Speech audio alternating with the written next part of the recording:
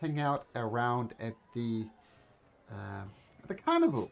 It comes to your part of the multiverse every 8 years. It's only here for a couple of days.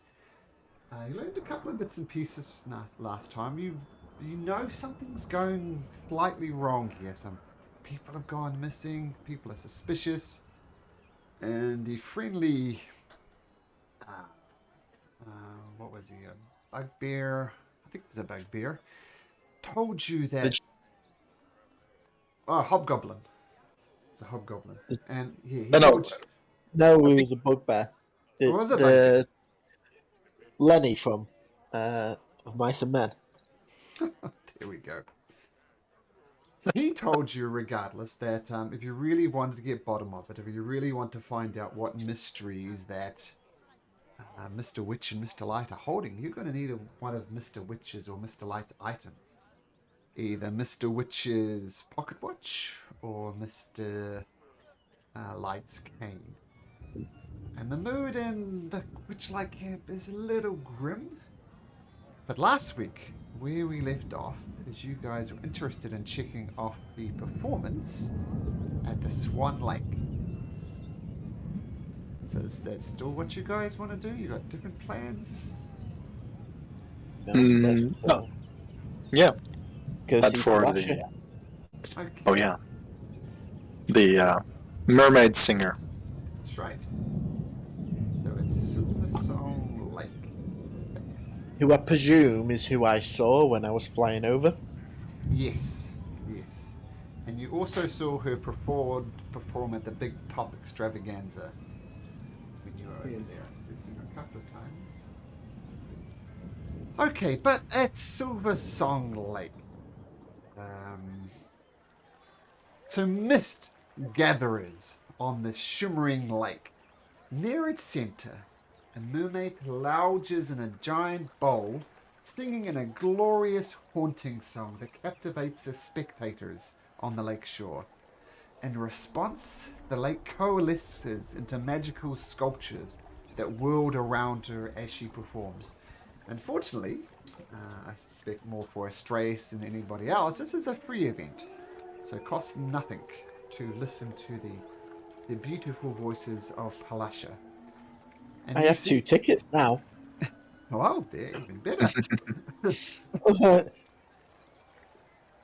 That means you can listen with both your ears. Yeah. The water is almost seemingly complementing her singing. And also some fish start dancing in and out, and they just add to the performance. And it's a truly mesmerizing. There's a whole crowd gathering along the lake shore.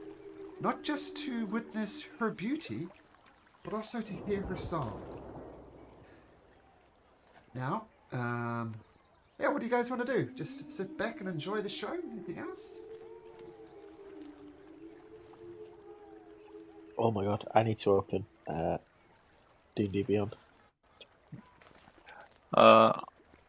While the song is going on, can I just from a distance from the shore check out this hedge that's surrounding the staff area, if there's any way to get in? Okay. Like squeeze through, or there's any holes in it or anything similar. Okay. So what we'll do, first time for everything, we'll split up the party as Kuhn goes over to the staff area. No, I didn't mean to go there. Just check it out from a distance from our position here. Ah, sure. Well, I will put you about there. So make a perception check then.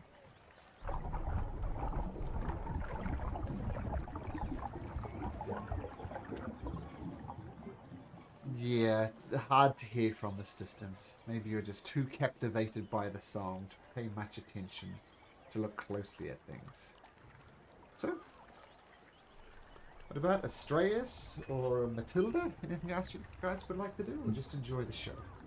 I think Matilda's gonna listen to singing for a bit and then elbow poke Kuhn and say, "You should do it there.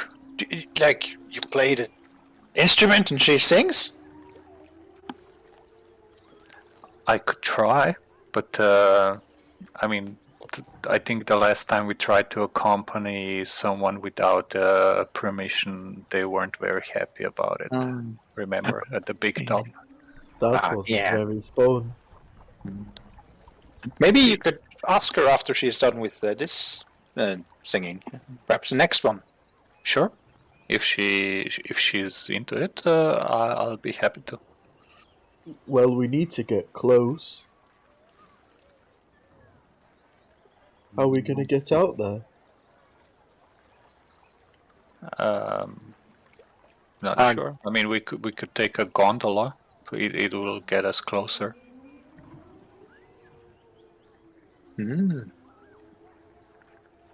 Oh yeah, so Palasha is like out here in the middle of the lake. Yes. Okay. She's kind of everywhere, moving around the lake, but basically on this side of the lake, as opposed to this side of the lake. Oh, Okay. is she swimming in it? She's in a fishbowl, kind of floating around, bobbing on the lake inside of a fishbowl, so people can see her dance. It's a bit hard to see her dance while she's under the water. She's kind of almost Free like Palasha. Oh, well, she doesn't seem too concerned, but some people do. You hear a voice off to the side. Rubbish! This is complete rubbish! Boo! Boo! I run over and tackle him to the ground and shut his mouth. Tackle who? Whoever just shouted that. Make a perception check. Someone really doesn't like hecklers. Wow. Natural 1. Let's get it out of our system. So a natural 4 followed by a natural 1. Okay. You go over there. It sounded like a very large humanoid, at least definitely human. And you go over there and look around. Right. There's lots of some halflings, some owls. Nothing that would resemble a human though.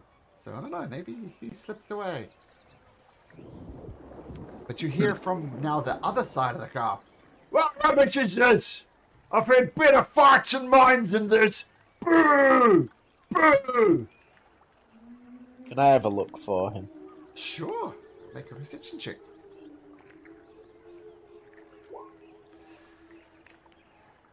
You look around and sick. It's just you need to be tall, Kuhn, to be able to see everyone.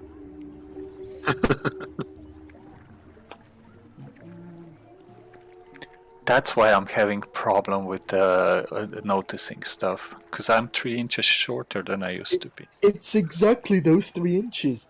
Not the Yeah. 3 feet. Not the 3 feet that's different between us, but the 3 inches. Okay, so you see this dwarf gentleman. It's short even by dwarf standard, and it is about 3 feet high, something like that. I've had better farts and minds. Boo! Stress? It's one of those stunty ones over there. Let's go over and shut him up. I like this. I like this singing.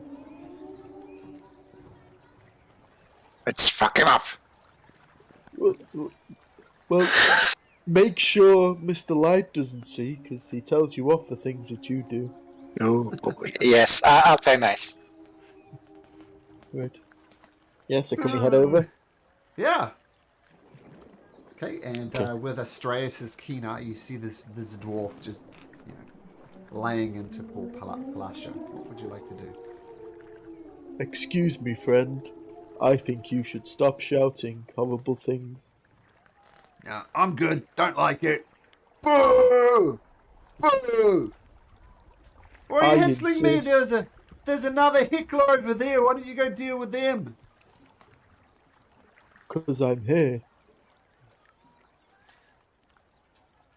I insist that you stop. Oh, you insist, do you? Yes. What are you I going to will do throw- about it if I don't stop, huh? What you got? I will tell on you. Ooh! Mm, I know someone who likes to snap necks. Well, Well- good for you. You're basically saying my father's bigger than your father. You're pathetic, mate. And he stomps off towards the center of the crowd, away from you guys. Can I put my hand on his shoulder as he's going away? Yes. You go to grab him by his shoulder, and your hand passes through his shoulder, as if it isn't there. Make a perception check, Astralis. See if you notice something else. You definitely notice it.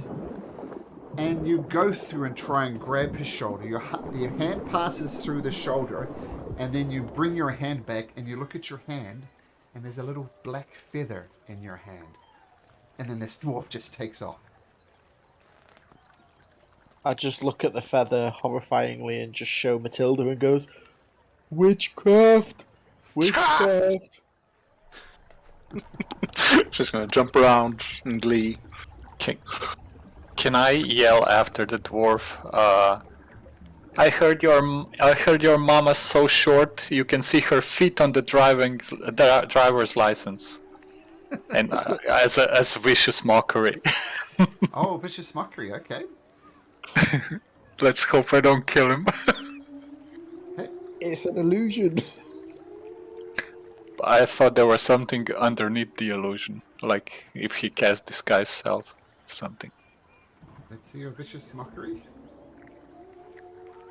It's this. Oh, I have to roll for it. Yeah, Is it a wisdom saving throw? wisdom 14. Yeah. Wisdom 14. Ooh, okay. Make your roll.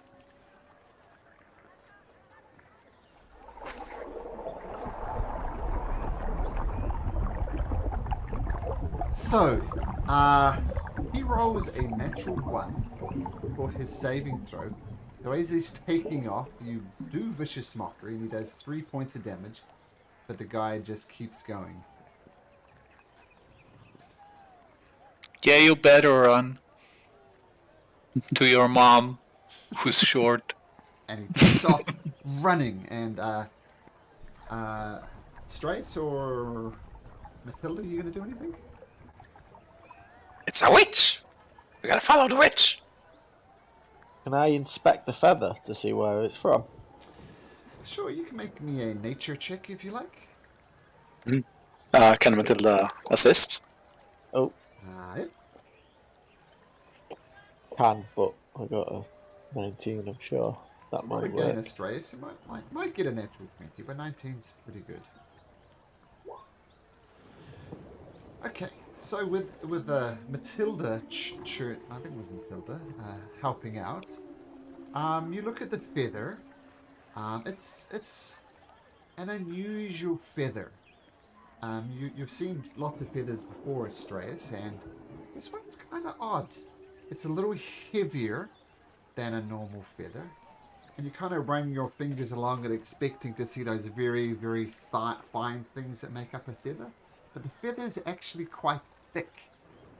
And you think for a moment, well, this is weird. This wouldn't be at all useful for flying. Maybe there's a bird of this size that can't fly? And that's what you'll get with a 19. It's an ostrich feather.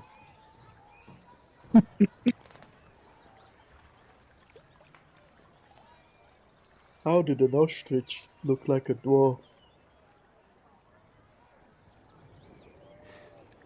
As you're contemplating this strange feather in your possession, you hear something coming. Another person not too happy with the performance. What load of rubbish is this? Boo! Boo! Boo! I'm just thankful my ears are so small that I can't hear this absolute garbage. Boo! And a couple of other things happen. Pasha, with all this heckling that's going on, Pasha actually is trying to hit that perfect high C. And the perfect high C doesn't actually hit, and she misses her note completely. And the crowd goes quiet. And then Pasha looks around and she starts crying and she starts bawling. And she heads off down the river this way. Swimming away. The show is ended. The show is over. And everybody at the carnival just gets a little sadder once again. Oh boy. What would you guys like to do?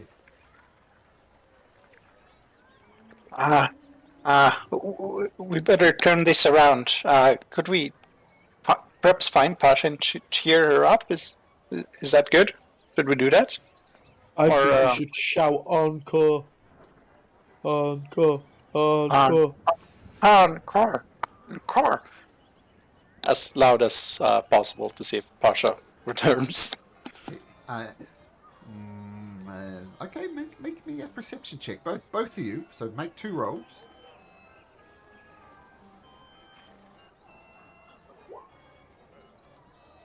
So 17. Cool. Yeah, I got 24. Ah, 24. No, it's perception. I said persuasion. You're persuading Oh. the prey, not perceiving the crowd. Persuasion. So roll again for persuasion. I guess Can it would be I- a 16. Can I join in as well? Sure. Oh! That, Same thing. 17. Okay, so you start going, encore, encore. And you hear this little voice again saying, boo, boo, no encore, no encore. Glad you're good. Best part of the show is when she left. And you see her just splashing off down the river. let's get him! He's gonna point at the heckler and go charging at him with their tiny size. Well, let's see if you can spot him. Hmm. A perception check.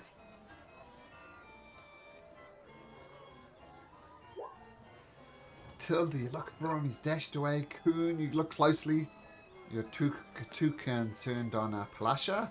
You gonna have a look, Strayas? Well, it's my best skill. Yeah. Unfortunately, you go to the front. It sounded like a halfling doing this. You go there, and there's no halflings around. Besides, you went over to see where the human was, and there was no humans there. You go to see where the halfling was. There's no halflings there, but you did manage to catch the dwarf in the act. So make of that what you will.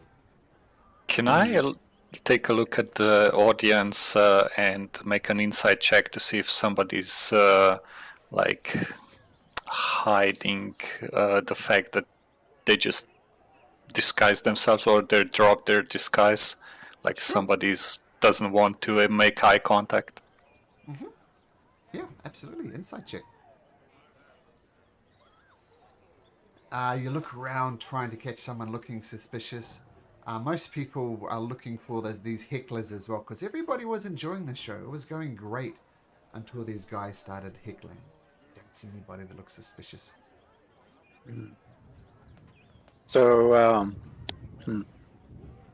someone is obviously trying to shit up the place. Intentionally, not unintentionally like I've done.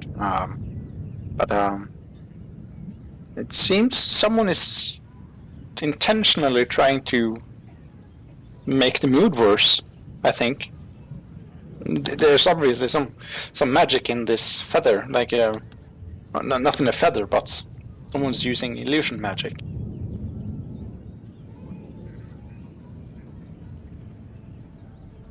I think it could be the hags. Could be. No, we've already met someone using illusion magic. That little bard, the gnome. Elwick Tumblestrum. But we don't even know if that was a bard or whatever. That was just an illusion of basically anything somebody wanted to show us. But she seemed nice. I don't think she would do this. She had a little frog.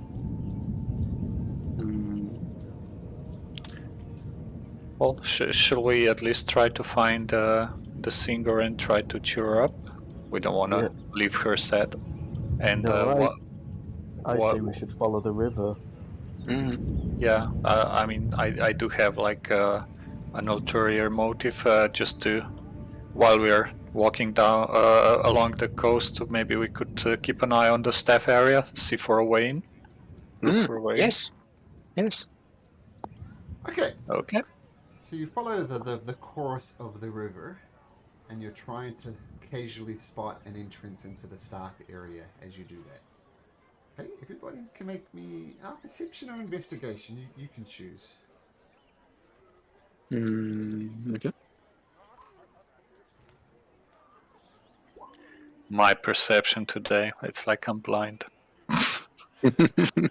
I don't think it was higher than 4 when I rolled 5 times. Oh, okay. You just stood behind me every time you have a look, so all you can see is my back.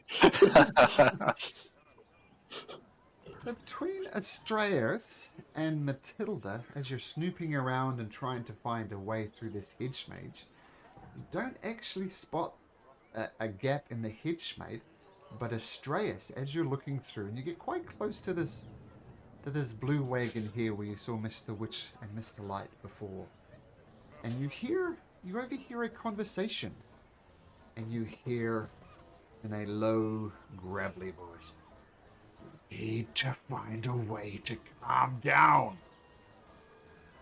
"I'll calm down when that Kinko pest is gone." "He's know nothing. She'll get frustrated soon enough and be on her way." "I hope you're right." "Trust me." That's all you over here. Guys, I think Mr. Witch and Mr. Lights want to get rid of Kenko. Is Our that, Kenku? could that be where, who left the feather? Is it a Kenku feather? No, it's definitely an ostrich. Or a Kenku pretending it's an ostrich that's pretending that it's a dwarf? Oh, that must be right. Oh, that's so confusing. I know. But maybe we should keep an eye out for anything bird-like that can fly, Like ostriches and penguins. like ostriches. If we see a flock of ostriches, we need to be very careful.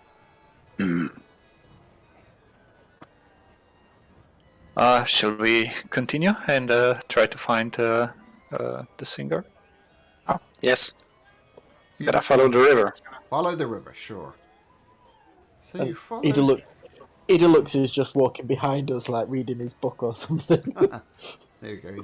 He's writing his autobiography as all this is happening. That's it, yeah. So you follow the river for a while, and kind of towards the back of the place, you see a Palasha there, and she's not bawling her eyes out, but she's weeping. She's holding back tears, and she's kind of slumped halfway in the river and kind of sitting on the bank with her fin splashing around in the water. Where's her fishbowl? Oh, her fishbowl is near beside her, but she's gotten out of her fishbowl and just splashing her feet in the water. Okay. Can I try to, as we're approaching her, can I try to play the song she was singing on a harp and maybe start singing the same song? Maybe she'll to see if she'll join in. Okay, sure. Make a performance check.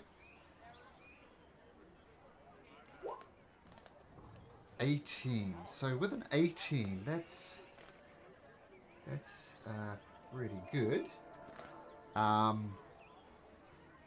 Yeah, so you start picking up on the notes and stuff. It's a really good performance, Kuhn. It's not as good as Palasha one, but she turns around and sees you playing, and she kind of wipes her tears out of her eyes and says, "But that was quite good. Not nearly as good as my singing. Of course, I apologize. I know I'm a little bit too aloof sometimes, but I apologize that That was a very sweet effort. I appreciate you. I assume you're trying to cheer me up? Yes, and believe me, if that song wasn't amazing, I wouldn't have remembered it that quickly. Oh, you're so sweet. Those people that yelled at you, that didn't like the performance, I think they did it on purpose. I think somebody hired them. So don't think anything bad about it. Don't feel sad about your performance, because it wasn't the performance that made them like that. I strive to bring beauty and wonder into this world with the power of my voice, and I am truly an operatic star, and I just can't help it when people boo. It just hurts so much, man. Especially with things that have been happening around the carnival. I just can't be myself. It seems to be ostriches in disguise. What's an ostrich? A flightless bird. Oh, well, I've never seen an ostrich, but flightless bird. That's interesting. Can turn into people as well. Wow. Well, whoever they were mean, and as I said, with things that have been happening, it's just hard. Well, I thought it was beautiful. Well, thank you. Yes. Yeah. Thank you. I appreciate that. And I think you should head back and sing to uplift the mood back over there. Oh, well, that's... It's the best way to prove them wrong. Just make another performance even better than the last one. Perhaps Kuhn here could join in with the instrument while you're singing. I could. I mean, I do have my fans, and that they appreciate a certain standard of a performance, and they expect excellence and magnificence, and I didn't deliver it, and I just can't bring myself to it. I just need... But, Yeah? I have an idea. The things you're singing about, you could actually draw some inspiration from the fairy tales, you know? Matilda would actually like to try to inspire her by telling her of basically the fairy tale of the Little Mermaid who sacrifices her what was it? Her fish parts. Her fish, is it the voice or is the fish parts to walk on land to become to marry her human prince or something like that, or try to use history to inspire her? I don't know. Try to As a draw complete from fairy tale. aside, I learnt about this. The original fairy tale, the Little Mermaid doesn't, in fact, marry the prince. She sacrifices herself for the good of people. Yeah. So it's actually quite an impressive that's fairy true. tale. But the Disney one is nice and clean. Oh yeah. Well, I'll if she wants, I think I'll tell her about the more real one and real fairy tale. If she wants somber, sad part to sing. Okay, make another performance check to see how well you regale this tale. The Hans Christian Andersen version of the Little Mermaid. Could I roll history? Okay. I'll do performance. No, performance. It's one thing knowing this story, but another thing recounting this. May I assist? Nope. Oh, by the way, in case I never mentioned this before, everybody has a point of DM inspiration. So you start the game with that, so you can re-roll any roll you like, but then that will use your DM inspiration. And if you do something particularly cool or role-play worthy, I'll give you the inspiration back. So Matilda, do you wish to burn your point of DM inspiration? Yeah, sure, why not? I always completely forget to use it, so... Okay. Ah. And you, Oh, well. So this mermaid had a true love, and she ended up dying on the banks. Oh my, that's what's going to happen to me. Because I've lost my true love too. Oh shit, I'm fucking up again. Kieran, help me! Who have you lost? Oh, well, lost as a... I've lost... I mean, my voice is the most important thing about me. It's how I share beauty with it. Much like the little mermaid in your story, my beloved Candlefoot, he's lost his voice. And you go back and you remember there was a guy called Candlefoot. Well, and there was a person performing in the big top, and he was doing mime routines. Do you remember that? He'd like mime out a box, then reach into the box and pull something out of the box. Yeah. Oh yeah. Oh, my precious Candlefoot, his voice is gone, and it just makes me so sad. We used to sing and dance and laugh together, but ever since he's lost his voice, we just can't, and I'm so sad, and it's brought a distance between us too. It sounds like he snuck into him as a child. Why, he works at the carnival, though. He doesn't need to sneak in. He's been with us for years, and wasn't that long ago, just a few weeks ago, he lost his voice, and he hasn't gotten it back. We can't sing together, we can't dance together. It's just brought such a distance between us. I know it bothers him so.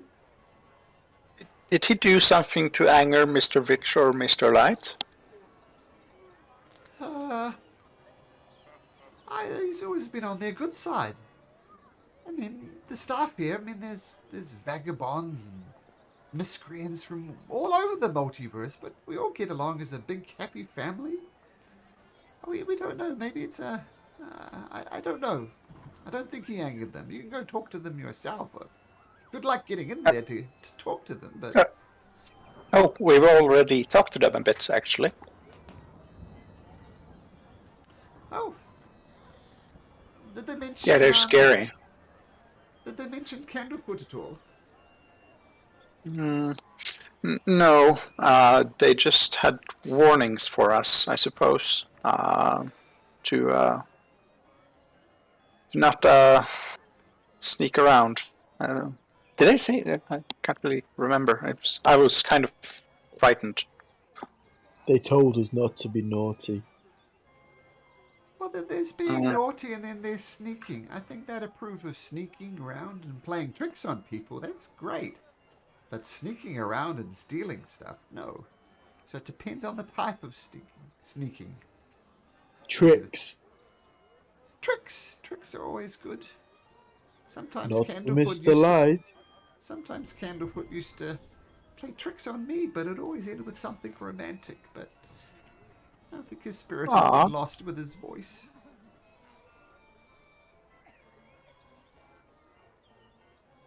Where's Candlefoot?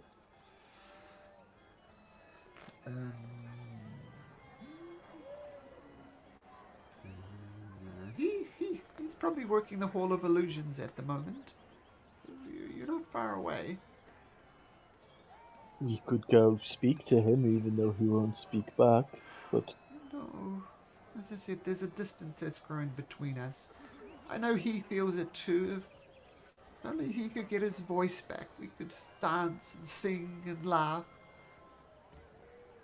But I'm just going to stay on this riverbank here and just stay away from the spotlight, even though that's where I deserve to be as a star, but I just don't feel it at the moment. Is there something we can do to make you feel better? Maybe you can go talk to... If we can find Candlefoot's voice, perhaps you could do it and create magical music together. Oh, if you could get Candlefoot's music back, oh my goodness, it would be a performance to end all performances. So if somehow by some act of the gods you get Candlefoot's voice back, then I'll go back and sing the performance of all performances and uplift this place, because I don't know if you can feel it, but everything just is feeling a little gloomy around the carnival lately. I know, I'm glad I came. I'm sure it's not you, dear. No, I Did know. you- Everyone likes listening to me. Oh, yeah, of course. Did you by any chance hear from any other performance that they were heckled or they had bad experiences lately?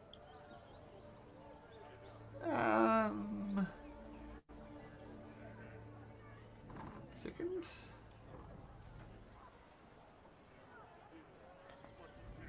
1 second while Malcolm reads half the book Oh, sorry. to see if anyone was heckled.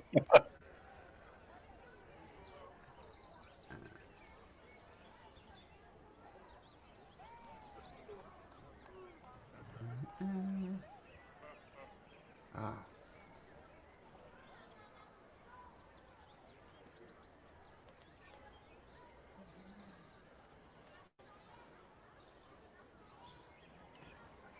By the way, does this Hall of Illusions have any sign in the back as well? Can we see that it's a Hall of Illusions from Not where we are? Not from the back. Oh, wait.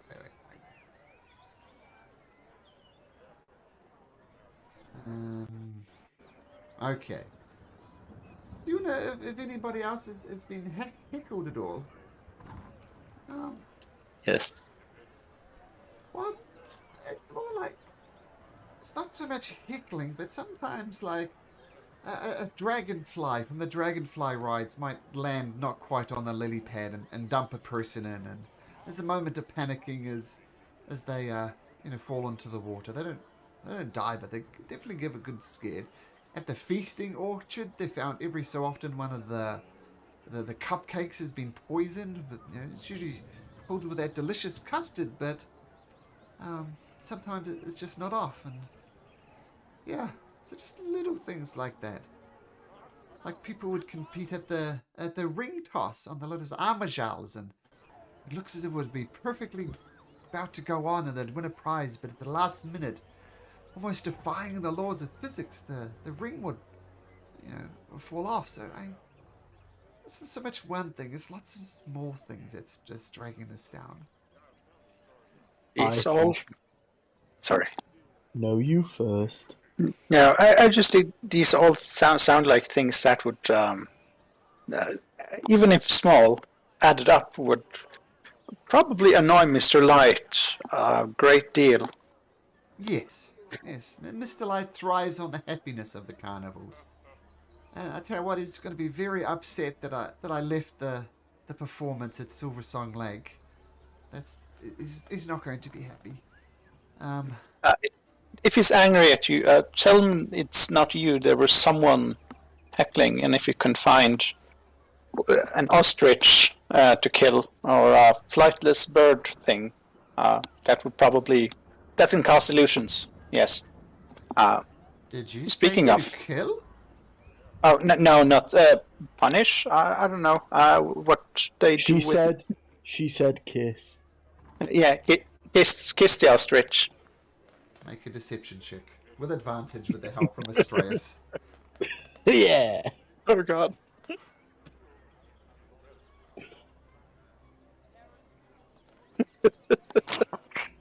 Oh my goodness. Well, I'm not sure how kissing I don't understand. I don't understand what ostrich is, and I don't understand why you'd be kissing him. I'm pretty sure you said kill. I come from another culture. Do you kill hecklers? Perhaps. I'm not sure. I've never performed, so I don't know the proper punishments for. Perhaps, so that's a maybe? So sometimes you kill hecklers? I've But never then done she so myself. jumps Don't- into the stream and comes over here and goes on to the other side. Oh, perhaps she left back for the lake. That's Oh, no, good, no. right? Oh, sorry, no, I moved you. Sorry. She moves over Oh. here. Yeah, not you. Ah. She kind of dashes over here. Sorry, guys. I put my foot in my mouth all the time. I'm sorry. It's okay. Already a murder hobo group. That didn't. It's funny, we were talking about that before you came online. If there's one campaign I think it's hard to be a murder hobo in, it would be this one. So Oh, if you're yeah, a murder definitely. hobo in this campaign, you've done something very wrong. Oh yeah. By the way, are we? I'm going to look at Okyun. Could you show me the map? I think we're nearby something we should investigate. Sure. What are you looking for? Just going to point at the Hall of Illusions that's there right next to. Perhaps whom is casting these illusion spells? Maybe they're in here. Oh yeah, that's a good idea. Let's go check it out. Maybe we'll find whoever's doing this, or maybe they'll know about something, about what's happening. Yeah, the ostriches. Look for the ostriches. Okay, everybody make a perception check to see if you can spot an ostrich. Oh look, 3 natural 20s. You don't spot an ostrich. or a flightless bird. Or you can make a perception check if you like. If you want to look for something that doesn't quite look right, like in a, like an illusion or a disguised self, something like that. So you can make perception checks as you look around. Thank you. Oh, Oh, is that you spot the ostrich, but it disappears out your sight as you duck around a tent. It's not there. I double clicked. We got to take the first one though, right? You double clicked. Oh, so it's a 23. Oh, that's pretty good. Let me just check something. By the way, how much did you roll on deception? Because it didn't show up in the roll 20. At least not for me. I didn't. 6. Yeah, pretty low. 6 with advantage. There's a 7 and a 1. Okay, now I'll let you decide what you want to do. I mean, there is 4 hours to the crowning of the Witchlight monarch.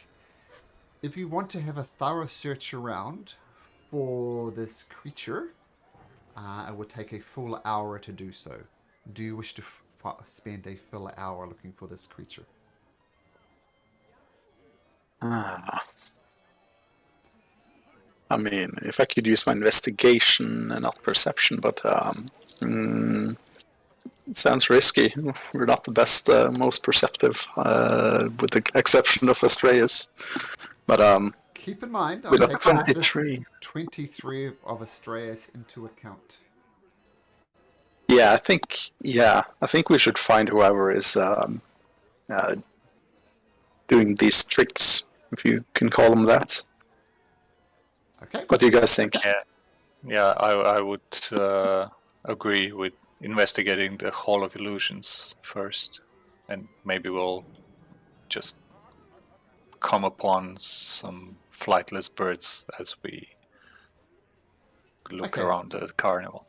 You're going to look through the Hall of Illusions first, check that out, and then perhaps spend an hour looking for the heckler after that.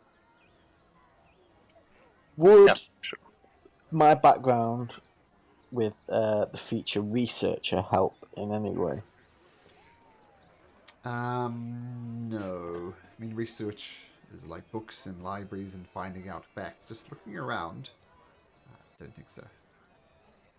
Yeah, but knowing where to go here to find someone who could help with finding ostriches.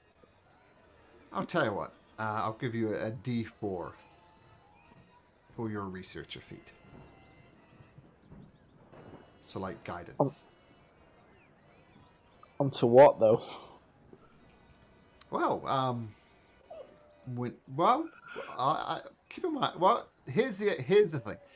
If you want to search now, I'll let you keep that roll of 23 Astraeus, which I'm not going to say is going to guarantee is going to find him because I have to roll or something. But if you want to go to the Hall of Illusions and then come out again, the next time you search for them, you can add the D4 onto it. So it's your choice. I don't think there's any chance. There's Only 3. I could only get it 3 higher. I think it's as high as I could probably get it. Luckily. It was my highest roll tonight. I'd prefer to search around. Yeah. Okay. So you spent another hour just scouring around through there.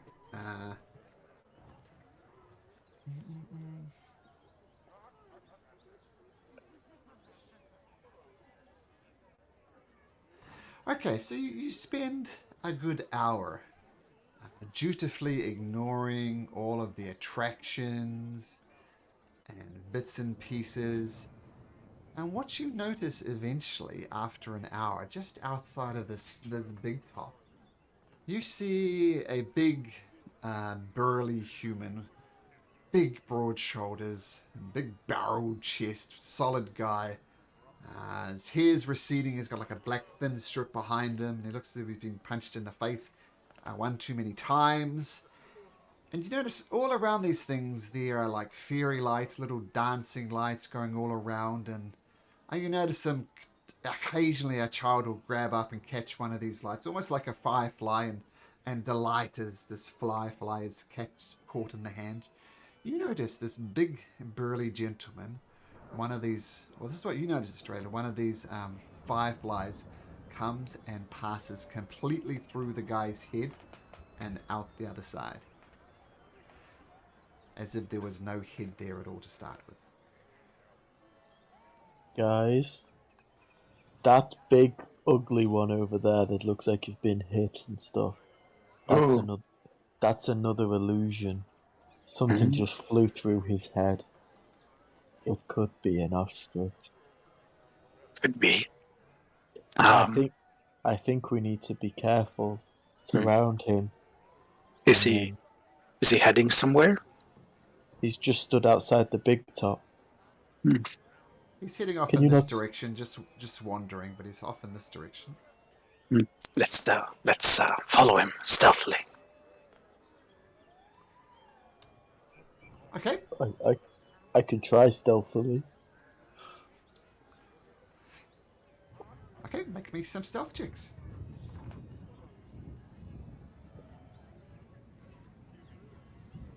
"13, 12, 9.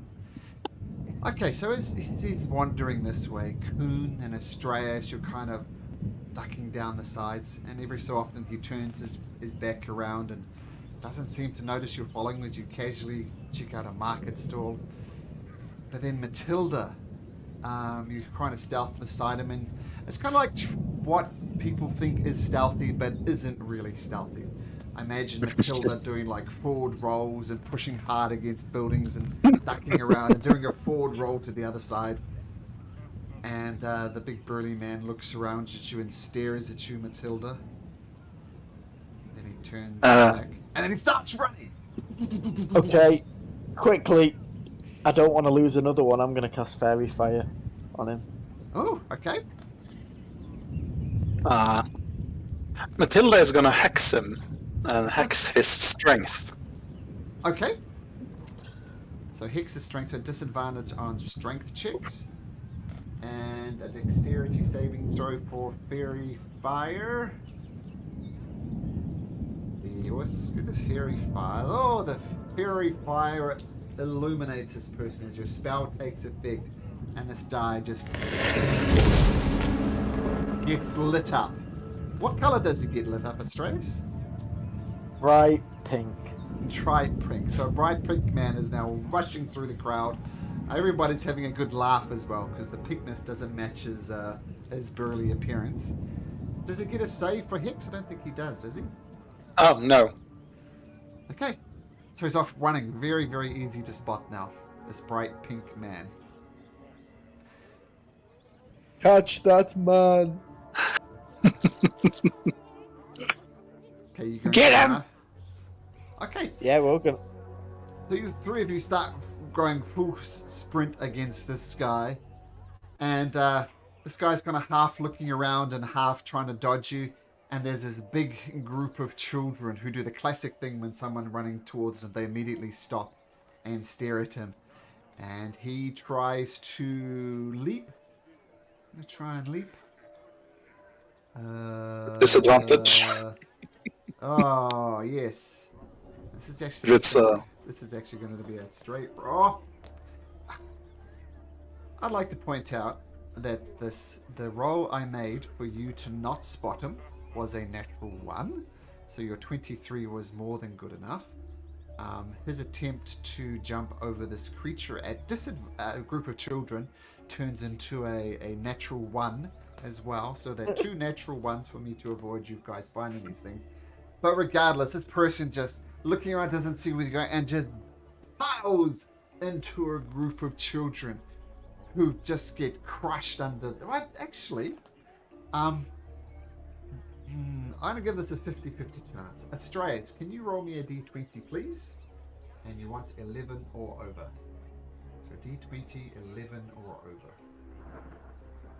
Yeah, unfortunately, this creature. You notice he falls and he just completely sandwiches the one child under his weight. But you notice he would have crushed another child, but he appears to be the illusion part of him is about half as big as he is himself. But regardless, he crushes this child. The child starts bawling, and bawling children is not a good thing.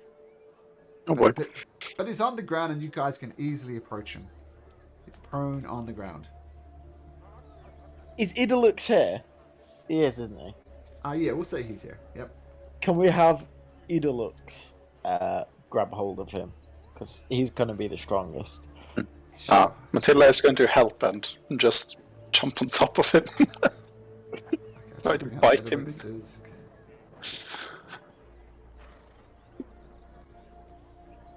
Okay, so he's got a +4 in this.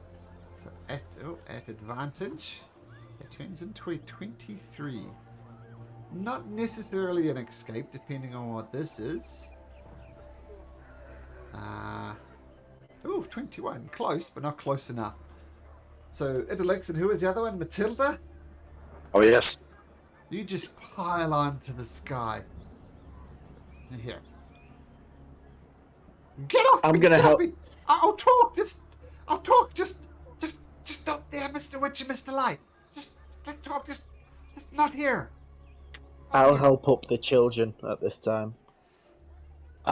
Matilda is going to assist and try to create some sort of small illusion with minor illusion cantrip, like a small object of a little garden gnome running around. Then his pants fall down to his ankles, and he's stumbling and falling. Okay, with the assistance of Astraeus, who's helping out the children, you can make another performance check at advantage. At this point, though, Astraeus stops helping the children and is mesmerised by this little garden gnome that drops his pants. So what did you roll? Performance 17. Not bad. So despite your what's the name of your race, Astraeus? The Furbolg. Despite your Furbolg's fascination with us, the children actually recover and they start chasing around this illusionary thing. And I'll give you another 50-50 roll to try and increase the mood back up again. So Astraeus, once again, roll me another d20. Come on. So it'll either go back up a bit or stay where it is, and it stays. But the children are happier. The parents come and dust them off. They seem to have at least are no longer miserable having been crushed by whatever this thing is. But he's saying, look, I'll talk. Just Mr. Witch and Mr. Light, just like, here, take me away. Let's just talk somewhere else.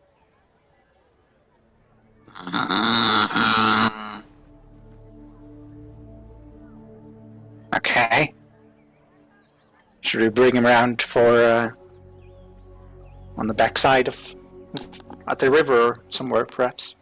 Yes. Yes, and if he doesn't talk, we can throw him in the river. Oh, yes, yes. Which way do you guys go? This river over here, this river over here. So, would we be about there after we've caught them? Sure. So you dash down the river. This is where he collides into the children, and yep, you're not far from the Hall of Illusions now. Perhaps back here or something? Okay, he doesn't actually resist. You do see Palasha over here, still weeping and generally feeling sorry for herself. And the creature looks around and says, "Yes, this is fine." And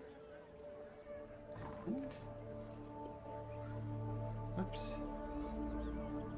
And then he drops. Silly roll 20. He drops his illusion. I just need to reset roll 20. But I'll put it into Discord. It is an ostrich. I told you guys it is an ostrich. Is your name Kenku?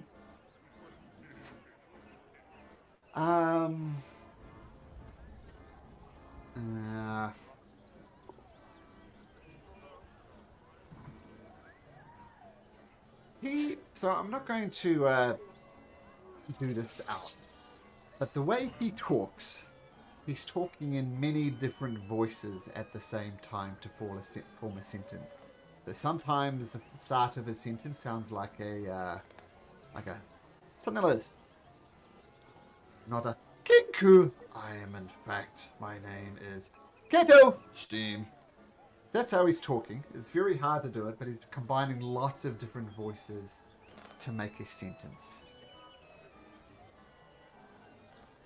Well, at least we found the ostrich, though. Oh, yes. The weird-looking ostrich.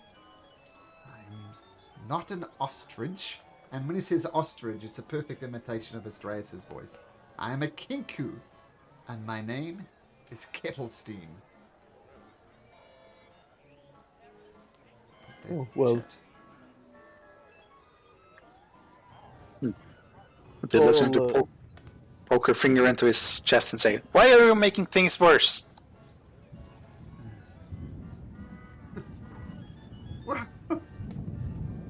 Malicious joy, I guess. I can't help but chuckle when people mess up. And he mimics the sound of someone stumbling and everybody else laughing. Right, that's it. I think we should take him to Mr. Light. No! Yes. No. Not Mr. Light. Well, what will you do for us if we don't take you to Mr. Light? Sorry, just one thing.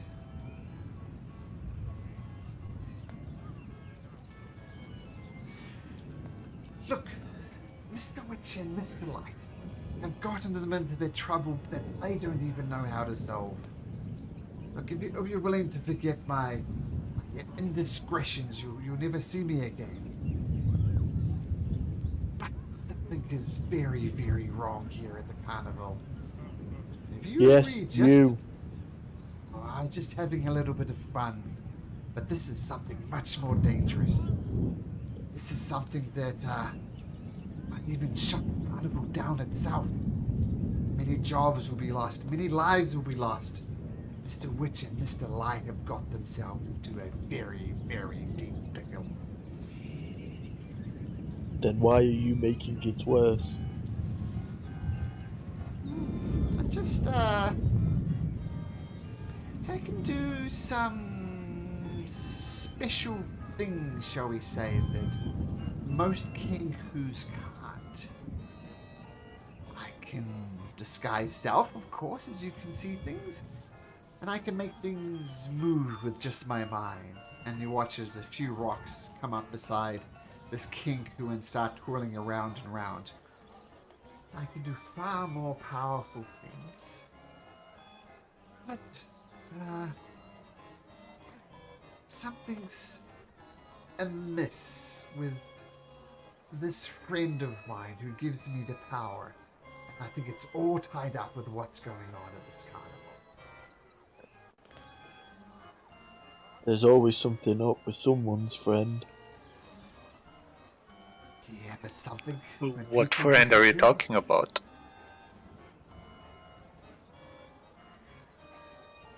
Oh, surely you've What heard- friend are you talking about?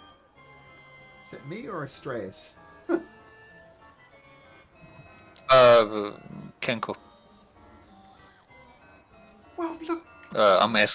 Kun is asking Kettlesteam Okay. about his friend. Well, like they do cause trouble over here. It's fine. It does annoy Mr. Light in particular. I'm hoping that once it gets too annoying, he'll agree to a meeting with me, because he's just agreeing. He just refuses to see me. So I'm not trying to be overly mean. If that mermaid couldn't handle a little heckling, then, well, she's no performer. My understanding is the show always must go on, and her show stopped. So shame on her, not shame on me. I point across the river towards the mermaid and say, "You see her over there in tears? You think that's shame on her, or you?" I think that's maybe a little bit me, but I think she's mostly upset about her pretty boyfriend losing his voice. And do you know how he lost his voice? I have no idea. As I said, I like to heckle and tease and make things terrible, but I'd never steal a voice. You've stealing thousands of people's voices. You sounded like me before. It's the only way I can talk is to use other people's voices. Once again, just to emphasize, these voices are all over the place.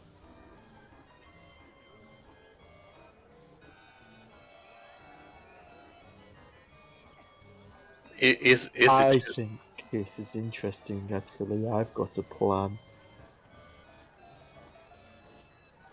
If we can all disguise ourselves nearly, we could find a way into the staff area, and our new friend Kettlesteam here, can put on voices of the people we're pretending to be. Would you like to be a criminal, Kettlesteam? Let me get this straight. I go around, I heckle, I tease, and everything's forgotten in the middle. And you're accusing me of wanting to be a thief? I did not say we were stealing anything. All I said was we were going into the staff area and asked if you wanted to be a criminal. Trespassing is a criminal offence. I've been trying to get in there for a long time. I've tried disguising myself, but somehow they always seem to see through it. And Mr. Witch and Mr. Light are giving me the shoulder every single time. I'm sure there's much more going on here than they know. Who is this creature that gives you powers?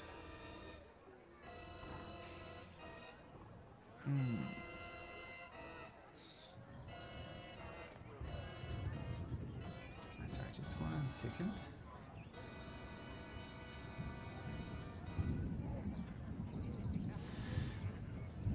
Many years ago, I made a pact with someone called Zyblina.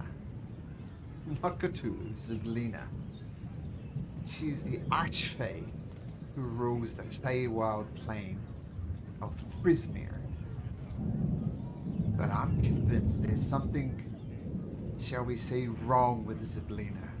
I don't hear her voice quite as well. I sense I'm no longer really in touch with her, which is a very disconcerting thought for me. She helps me, she gives me guidance, she grants me powers. Do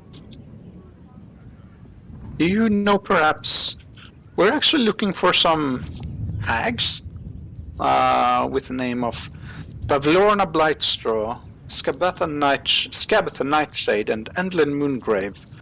And we suspect they might be in the Feywilds. Are these someone you've heard of in the Prismere? Not by...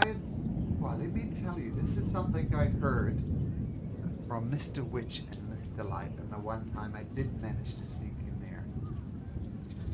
She says, in Light's voice, someone is going to find out about this. They'll shut us down. Followed by Witch's calm yet firm reply. We agreed to this. Our hands were forced, but our eyes were open. We let the hourglass Coven takes what it wants. And in return, we stay in business. That is what you want, right?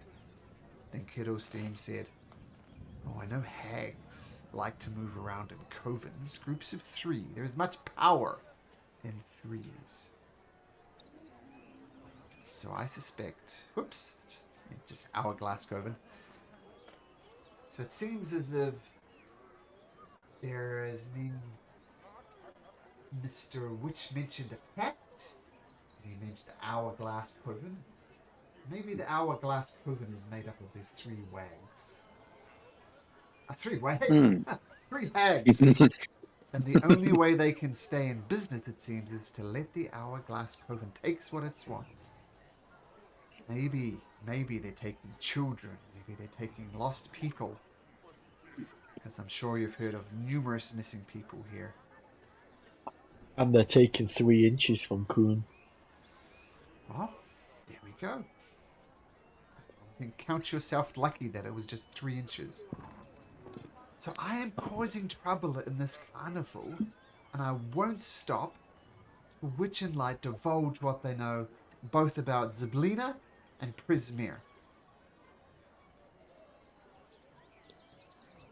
I think it would be better if we actually made the carnival better, and they would be more likely to tell us what we want to know if we make things really nice.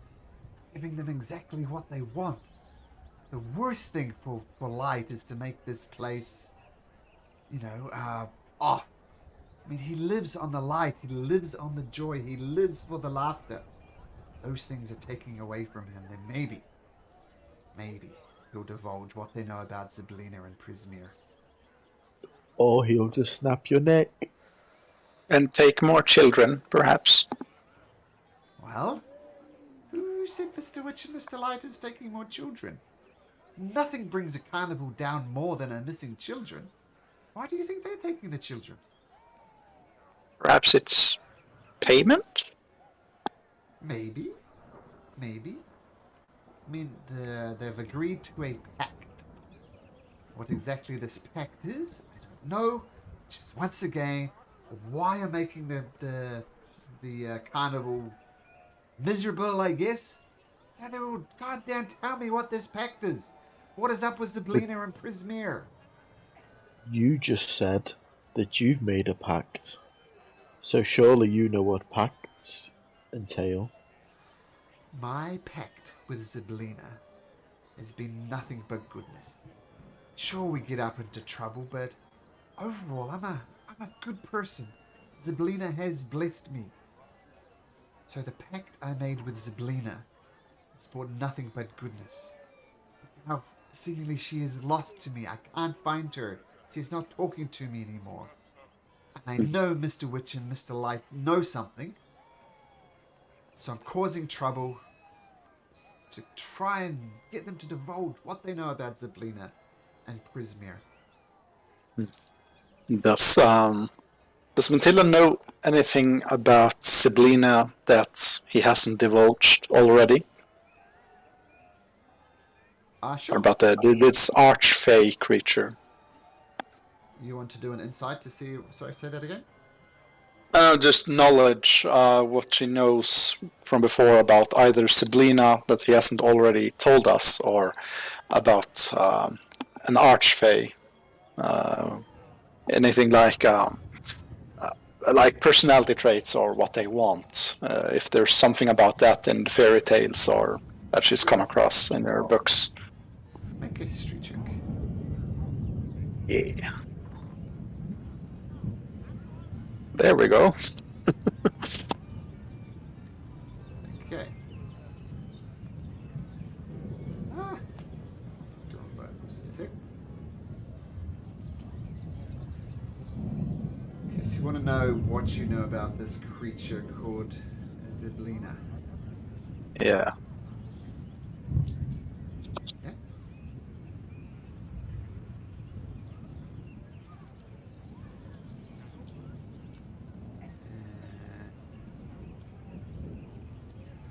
Sorry, just give me a sec.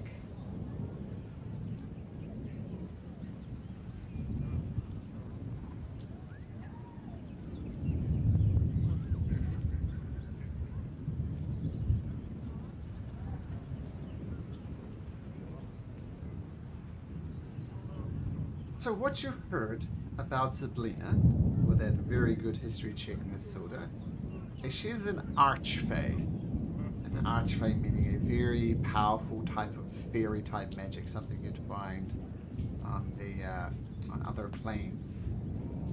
And she knows she lives in a fairy tale palace, presumably in Prismere, which is one of the planes. And she's she's seen as like almost a fairy godmother of sorts, granting wish for the benefit of the lost, the forsaken, and the betrayed. And sometimes her wishes would bring great, great happiness. But sometimes if people wished for the wrong things, in her opinions, they would bring despair. So fairy godmother is a fairly accurate description of Zyblina. Zybilna. So, if this Kenku isn't he telling you the truth, that that Zyblina is granting him these powers, then maybe, just maybe, he's telling you the truth. Okay. Thank you. Can we make an insight check? Sure, make an insight check on Kettlestein.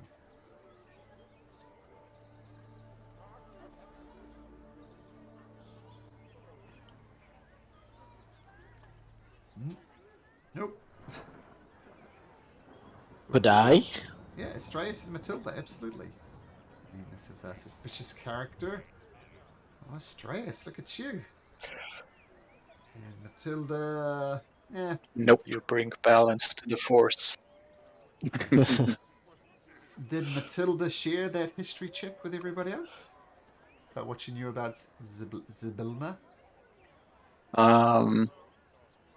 I think at some point when Kettle's team is talking about her, she's going to pipe up. Oh, yeah, I know. I read about her.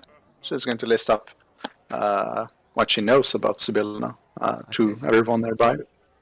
pretty much what I described. Fairy godmother type. Grants wishes, but only to nice people. The wicked people get exactly what they wished for, which is sometimes exactly what they don't need. And with that information kind of stacking up about this guy, this Kenku person talking about, wanting to find out what's happened with Zyblina, with the Prismere, knows that Mr. Witch and Mr. Light, and given Astraeus' familiarity with Zyblina, Astraeus, you think Kettlestein is on the level? All he really wants is to find out what's happening to his giver of gifts, Zyblina. And then he goes on to say, "Wow, it seems. What are you doing here? I mean, I'm trying to find out what's going on. If you're just some idiot carnival goers, then go enjoy the merriments. I'll get to the bottom of this one way or another."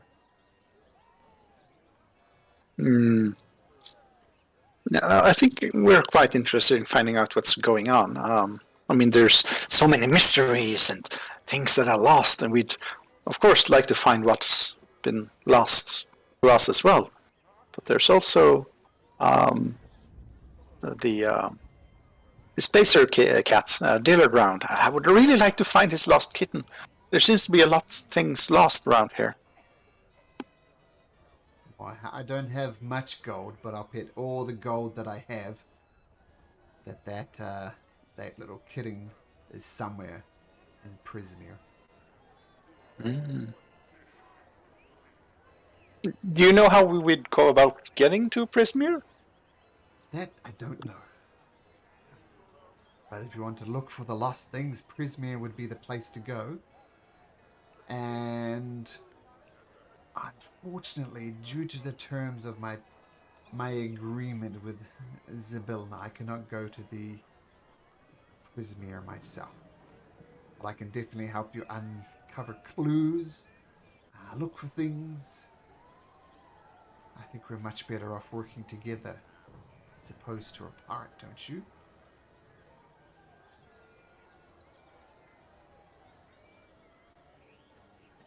I think for that to happen, you need to go say sorry to Salasha. Is her name?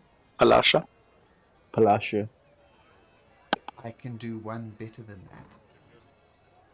And with that, he brings out a corn husk doll from his pocket with a third thorny stem tied around his neck.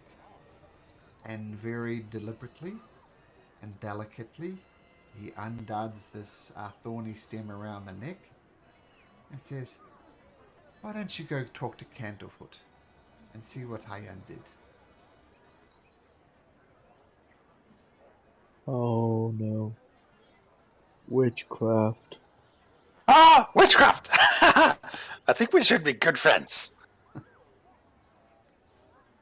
Well, I like this where's guy. Candlefoot?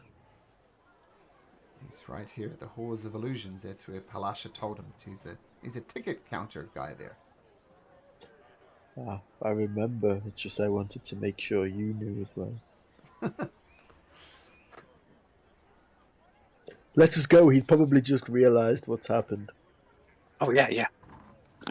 I tell you what, I'm going to go find out what I possibly can. And he assumes the disguise of a little halfling girl. People don't tend to see children, so I'm going to go find out what I can. Any additional information, and I'll meet up with you guys a little bit, sometime before the crowning of the Witchlight monarch. Does that sound good? Oh, yeah, sure. By the way, Kyun, could I have my lock of hair back? Of course, I pass it to him. Yeah, I'll take the lock of hair and I'll show it to Kettle Steam. With this, I can kind of stay a bit with you and communicate with you. Just in case I need to tell you something. Is that okay? Sure. Ah, good. I'll give him my lock of hair, my eerie token. Okay. Cool. Okay, so with that, Kiddlesteam dashes off, looking to get more information, find out other lost souls, and yes, you can communicate with him via the lock of hair. Hall of And Illusions. also... Yep. Yep, okay. Okay, so you head off to the Hall of Illusion. And as you kind of swing around this side, you notice this little booth thing right here. And there's a wooden mannequin of a grinning, raven-haired young woman in witch's attire with a green flowing cape, hovers inside a glass cabinet. On top of the cabinet, a sign reads, "Tasha the Wizard, known for her hideous laughter." And there's a halfling couple you see approach, holding hands, staring lovingly into each other's eyes. And one of the halflings is wearing butterfly face paint. As he drops to his knee and pulls a small box out of his pocket. And he says, "My love, I love you so much with all my heart. You are my one true message. You're my treasure from the gods. And I'd like to know if you would marry me." And his sweetheart just bursts into laughter and begins rolling in the ground, just absolutely laughing her head off. And the halfling in face paint just starts sobbing. And he darts into the Halls of Illusions. And without getting even his ticket punched. And you see there's Candlefoot there. And he gets up and tries to wave at him, not using his voice. And the halfling just dashes inside the Halls of Illusions. And Candlefoot and sits down. Can everybody make me a history check, please?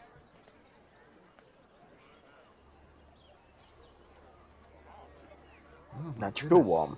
Astraeus, you're just running the gamut. Either very high or very low. Oh my goodness. Okay. Thank you for rolling that history check. I appreciate it. What would you like to do? Go talk to Candlefoot. Oh yeah, follow the halfling into the Hall of Illusion and yeah. Talk to Okay. Candlefoot, I guess, first. Okay, as you approach it, the halfling woman who was rolling around in laughter eventually gathers herself. She doesn't seem to want to go into the tent, but just kind of, Ruben, I'm so sorry. I'm so sorry. I didn't know what came over me. I'm sorry. But regardless, the large tent, the Hall of Illusions, is painted in the mural of shifting images that show grinning fairies diving into pools of colour. The helixical stripes down the tent's pointed canopies rotate in spirals, and the whole display seems designed to befuddle onlookers. Clown, dressed in muted garb, stands at the tent's entrance, blinking at you. Gives you a wave to come on over. And I guess we'll head on over. Hi! Yep. And he holds up a ticket and makes a clicking noise with his little clicker. Is this Candlefoot? Sorry. Yes. I'll show you. Hello, what you- Candlefoot. He seems slightly surprised that you know his name, but he acknowledges it. That is what Candlefoot looks like. And he waves. I think you should try use your words.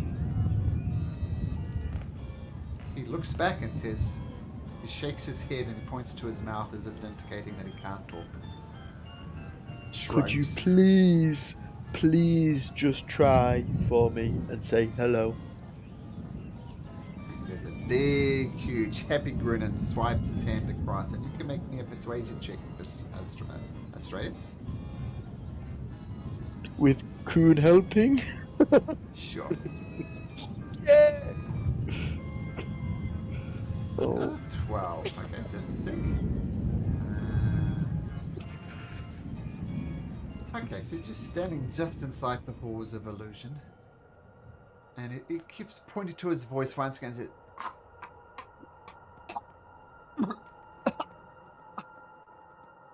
Hello? Hello? I can talk! I can talk! Oh, this is... And he dashes over. Says, oh, I'm coming, my love! I'm coming, my love! And he starts heading off to the Silver Song Lake. Well, you guys don't, but he does. He starts heading off in this direction. Of course, you know She's just- Flash is over there. I And must see my shout out, love. she's just around the corner. She's just around the corner at the river. And he turns around and slides theatrically on the ground, and then he starts running and his feet just going nowhere, but eventually they catch purpose. And he comes around the corner here. He says, Palasha, my love, I've returned, my voice is back. And Palasha, you see just lying on the banks of the river, says, oh, Candlefoot. And they just embrace each other in a beautiful, beautiful hug. The two people reunited again. Do you guys follow after Candlefoot? Yeah. Oh yeah, I gotta say yes. Okay. And, But we keep a distance until they stop hugging and whatever. okay. Well, the hugging and the kissing each other, tears are flowing. It's Candlefoot, my love. We're back. I don't know what happened, but my voice came back. We've been blessed by the gods.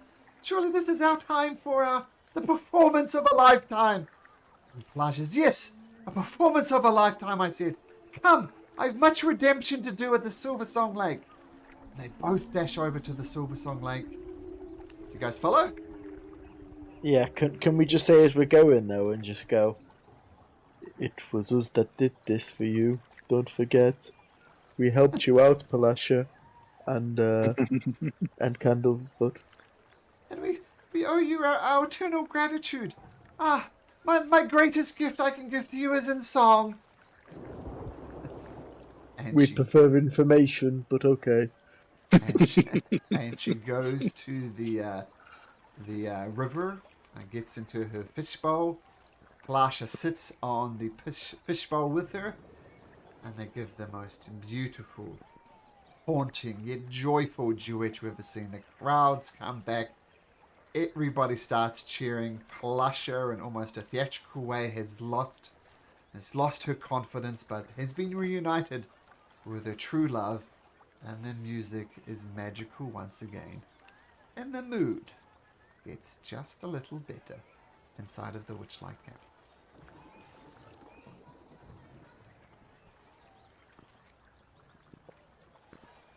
Ah,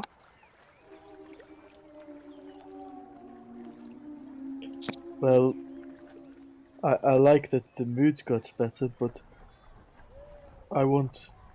We were told to make friends with Palasha so she could help us.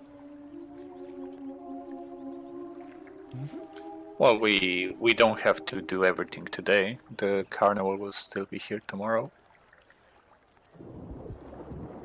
Well, what should we do? It's not long until they crown the king. Would we know if they crown the monarch every day, or is this a one-time thing when they land? I don't know. Do we know that? Do we know if it's every day or? Yeah, there's a 2-day Like, carnival. will they crown another monarch tomorrow? Yes, monarch per day.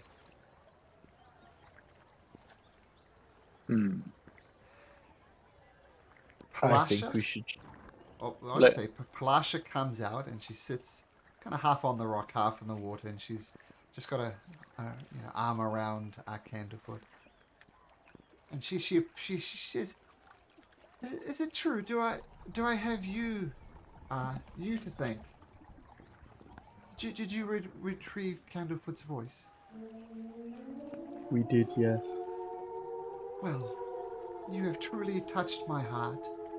It says that great music comes from great tragedy, and I'm sure you agree that's the most beautiful music you've ever heard in your entire life." It was all right, yes. It was all right. Where have I'm you heard only better? joking. My mum, when I was a child. Oh, the gift of a mother's voice is a precious, precious gift. So Yeah. I do not begrudge you that. It's your mother. You are the second best voice I've ever heard, though. And Coon, you're the third. Well, Thank you. I have a gift for you. Actually, I tell a lie. The carnival mood improves by 2 steps. So we're back up to here now. So even better. It's a 2-step jump. yes. But I have a gift for you.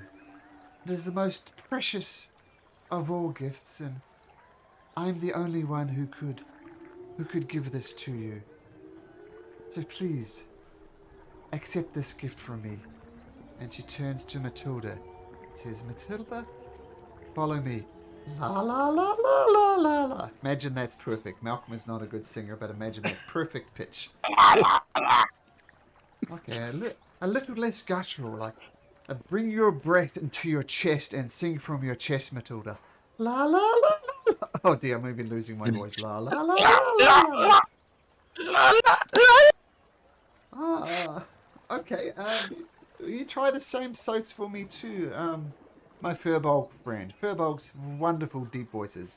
La la la la la la la. La la la la la la la. Okay, a little. Okay, let's bring it down. I'll try this. La la. La la.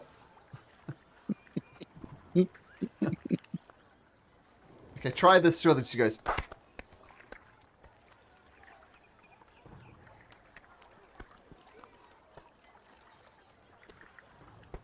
Try that.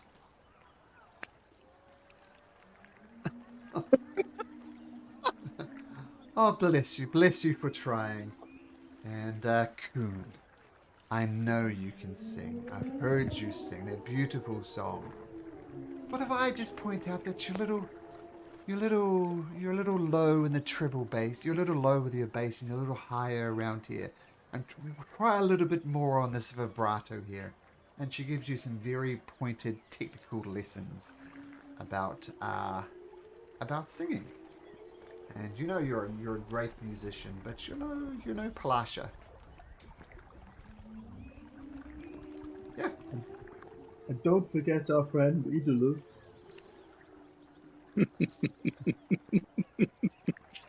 Okay, let's have a Thank quick you look very at- much. This will be very useful in the future in my career.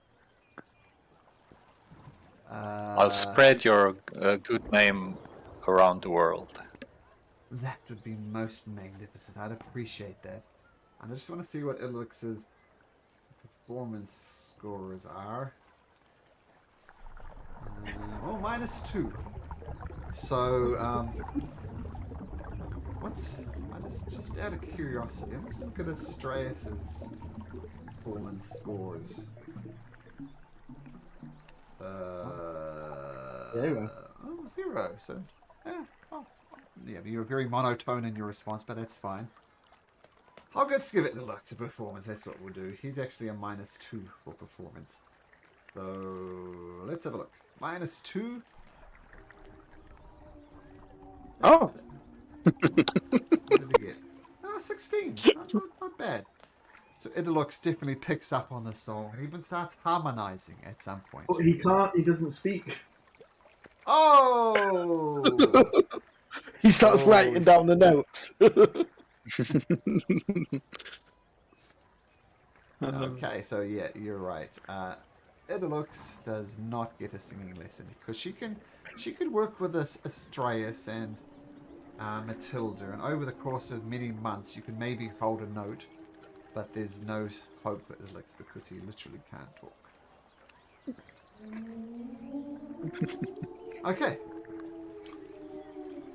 So this is my gift to you. A singing lessons from the greatest singer of all time, I, Palasha. But I thank you once again from the bottom of my heart for bringing the voice of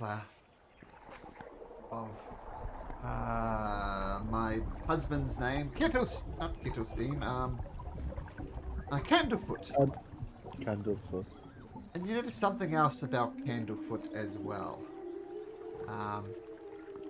If you remember, this is his art piece, looking quite grey and green and drab. Candlelight's garb comes a lot more colourful and a lot more buoyant, lots of reds and oranges, sort of colours of autumn, and his just whole appearance has changed from this drab green to this autumnal type scene, which is quite nice. I like autumn. You can't help but compare it to your own butterfly wings, Astraeus, which are quite horrible. That looks like someone's thrown up on them.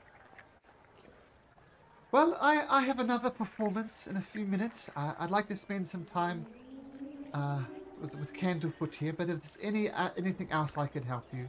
But as I said, I've given you the greatest gift of all, a singing lessons from Palasha. You're welcome. And she bows, even though you didn't technically say thank you. Well, actually, do you know if have you noticed anything strange lately in the carnival? Well, there's 3 hecklers in the crowd. I've never had 3 hecklers in my entire life. They were ostriches, but we found them. So they Magical ostriches. They won't be back? Is that what you're saying? They won't be back. Well, I thank you again. But as I said, there's no other gift I can give you other than the gift of my music. So, thank you. Thank you too. So I'll get ready to puff off my performance, and while my heart aches to no longer see you for a while, Candlefoot, I know you need to go work at the Hall of Illusions. And they exchange like picks on the cheek, and Candlefoot with a very gay, jaunty step, he goes back to the Hall of Illusions, because that's technically what he's supposed to be doing now. As he's walking off, can I just say, do you know where Thaco is? Ah, that's a good question. He says, "Oh, Thaco is working in the staff area. Stay away from him. Thaco is a nasty, nasty person. Keep your distance." Oh, Is he on good foot with Mr. Light? Oh, put it this way. Everybody needs some... If you're running a carnival like this, you need some type of person who would do what you ask them to do, regardless of what it is. Do the dirty tasks that need to be doing, but nobody wants to do it. Everybody needs a person like that. And for Mr. Witch, Mr. Light, that person is Thaco. Well, we were told his name, and I'd like to meet everyone. Well, do as you please, but he's a nasty person. I would keep well clear of Thaco if I was you. Anyway, I saw you at the Hall of Illusions. Would you like to go into the Hall of Illusions? I'd like to ask which attraction attracts most of the children. Oh, I'd say the Pixie Kingdom, the Bubble Pop Teapot, and the gondolas ones, and the carousel, of course. I know a way to lift the mood, guys. Oh, With this full ticket I have here, I could buy 10 children a ride on the bubble top thing. And when they're all laughing, hopefully it will lift the mood. that's a good idea. Canada was, well, okay. I'll be waiting here. Good luck, and thank you once again for restoring my voice. You're welcome. Our pleasure. You head over to the Bubble Pop Teapot. Just as Candlefoot walks off, I just go, I'm glad they didn't ask us how we got his voice back.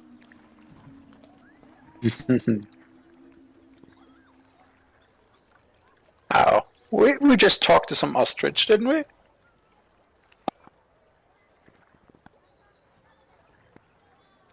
What's the Kenku's name? Hiddleston. Kettlestein. Kettlestein wouldn't like us telling people what he did. Sure. But yes, I think we should go to the Bubble Pop Teapot. Yeah, let's go. That sounds like a good idea. Okay, so you wander off to the Bubble Pop Teapot, and I think this is a good place to have a short break. We'll get some water and come back in about 5 minutes or so. Sound good, guys? Oh yeah. Yeah, sounds good. Okay, see you in a bit.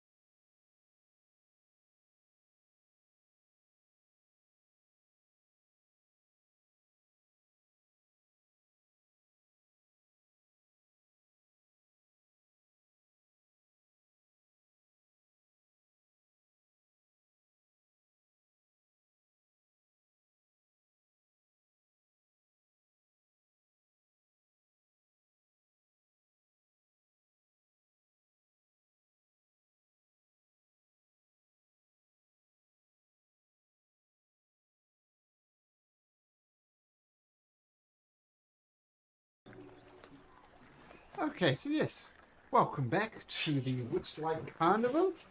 As you guys approach the bubble pop teapot. And just... Oops.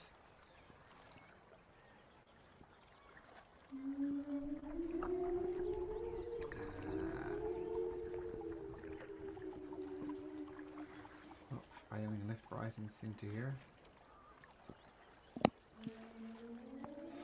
Okay. So, bubble pop teapot is a 20-fold teapot rest on a wooden platform. Its painted surfaces whirling with moving imagery of flying dragons breathing steams of bubbles.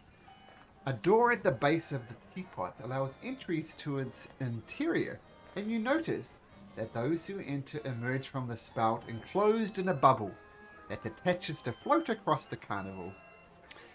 Now 7 goblins sit around the platform sipping tea from mismatched porcelain cups.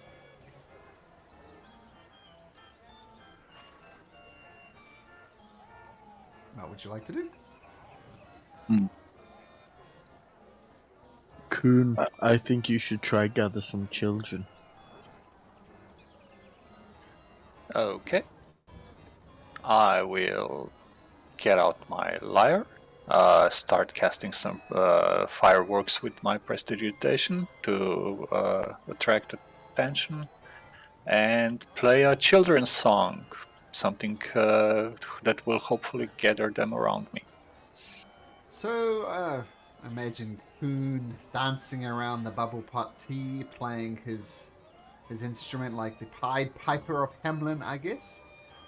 And let's see how you do. See, we'll make this a performance check as opposed to a persuasion check.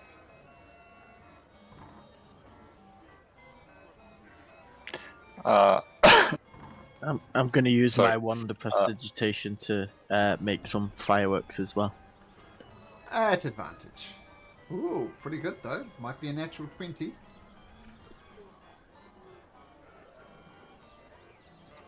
Let's roll again, Coon, just in case you get a natural 20.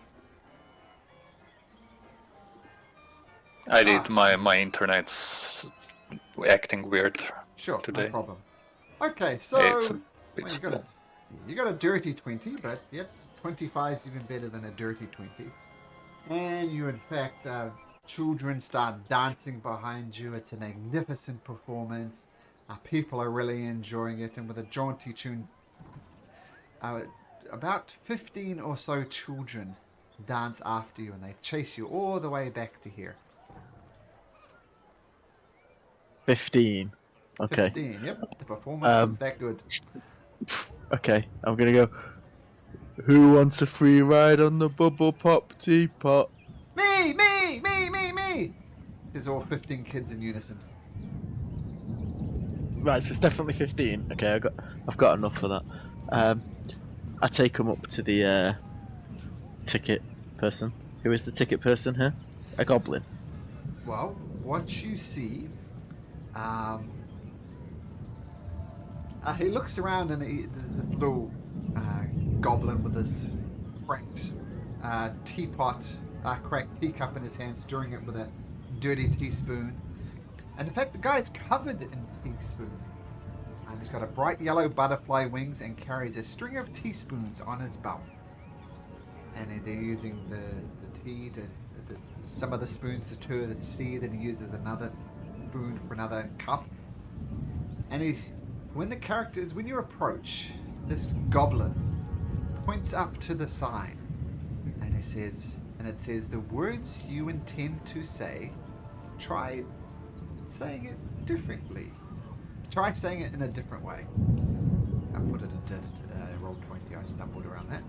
So the word that you intend to say, try saying it in a different way. Hello, I will need your bramble thicket. Bramble thicket, please. Here's my bramble thicket. I've got poo bramble thickets. Please crunch 15 poles for the Mildren You want to you want 10 rides on the gnarly tree knot? 15 mides on the barley tree cot.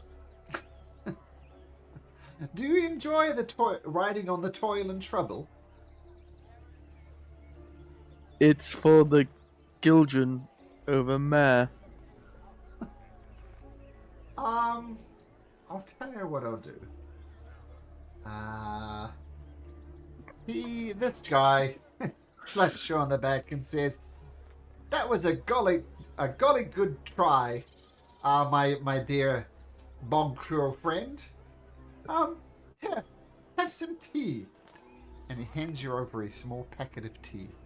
He says, "This is good tea. It'll protect you from the evil people. Now, while your rhyming slang is not as good as mine, I'm sure you will use this for a good time." He hands this over to you, Atreus. Boop. Scatterleaf tea. Ooh. Okay. Interesting.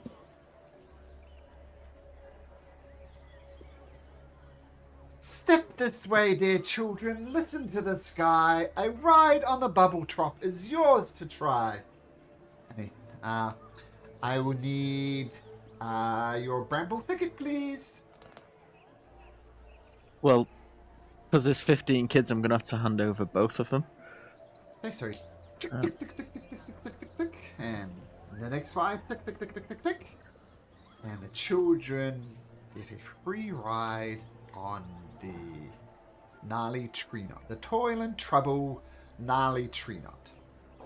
And they're just ecstatic as you see child after child float around, and some of them go a little off course. They don't come back to where they started. Some of them are caught on the breeze. But all of them kind of safely land somewhere vaguely close to the bumble pop teapot. Whilst that's happening, Astraeus is just going to look at one of his tickets with 10 holes punched out of it, and then the other one with currently 7. I made a mistake.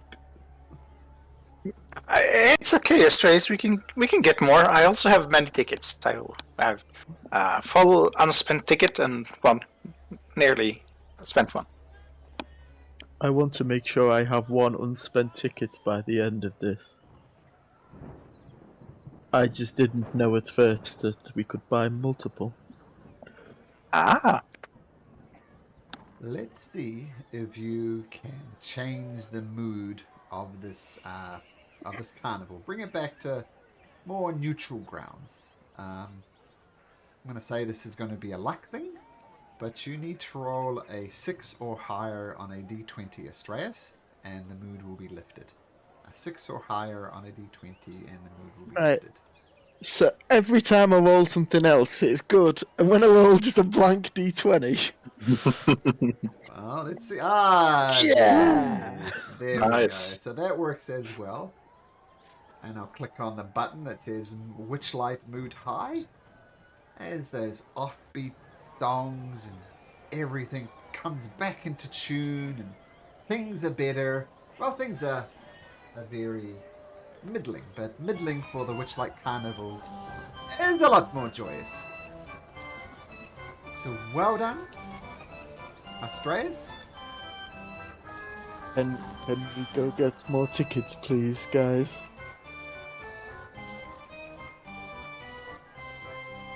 Yeah, sure. I don't think it will matter because. Oh wait, that's metagaming. Forget I said anything. So you wonder. It's just that when I helped the mood, Malcolm said that I can't do it again with a song. So if we just keep repeating the same things, it won't matter. But you do head back to the ticket booth. Just get my notes organized here.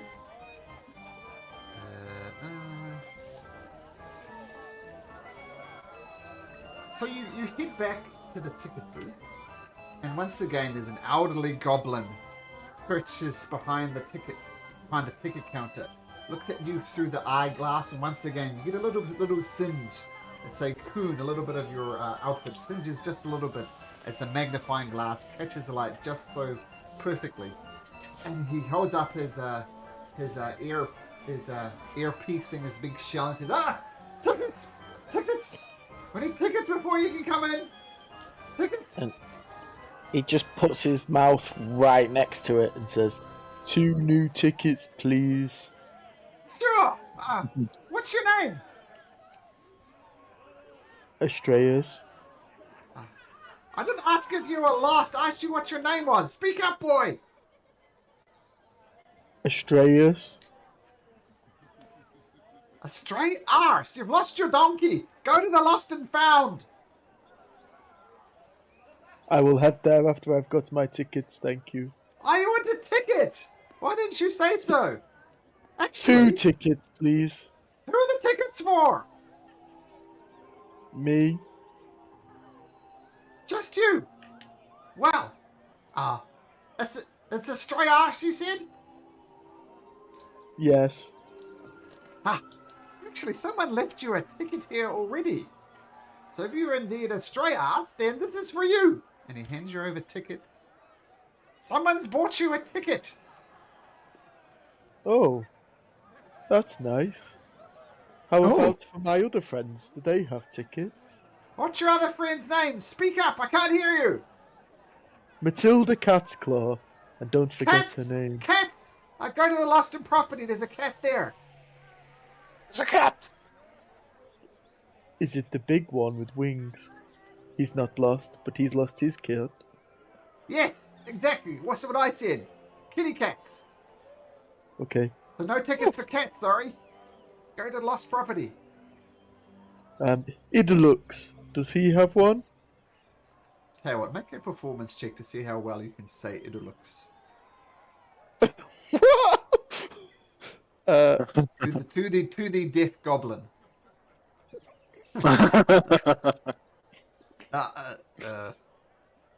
Funny tax? Try the big top. They do flips there. Okay, how about Coon? Coon. Coon. Yeah, I've got one here for someone called Coon. And he hands you a ticket, and on the top it says to Coon. And you open up, and Coon, there is indeed a free ticket here for you.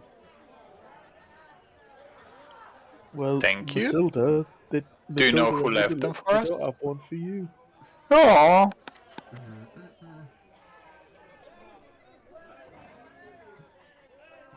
It was given by an anonymous benefactor. My lips are sealed. I would still like another one. And, Can I buy 2 tickets, please? Of course you can buy 2 tickets. That'll be 1 gold and 6 silver.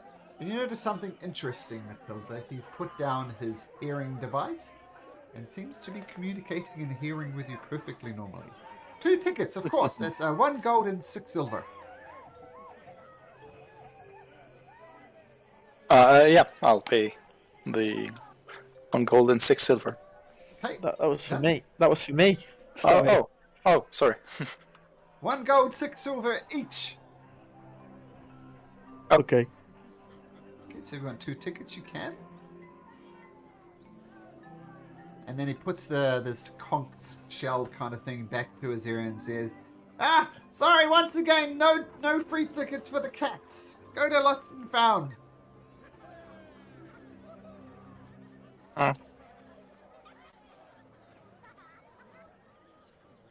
Is he speaking to me? I'm just speaking generally. Okay.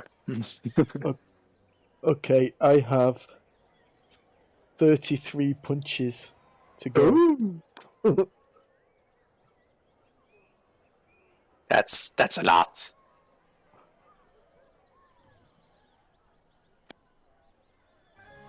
Should we head for another ride?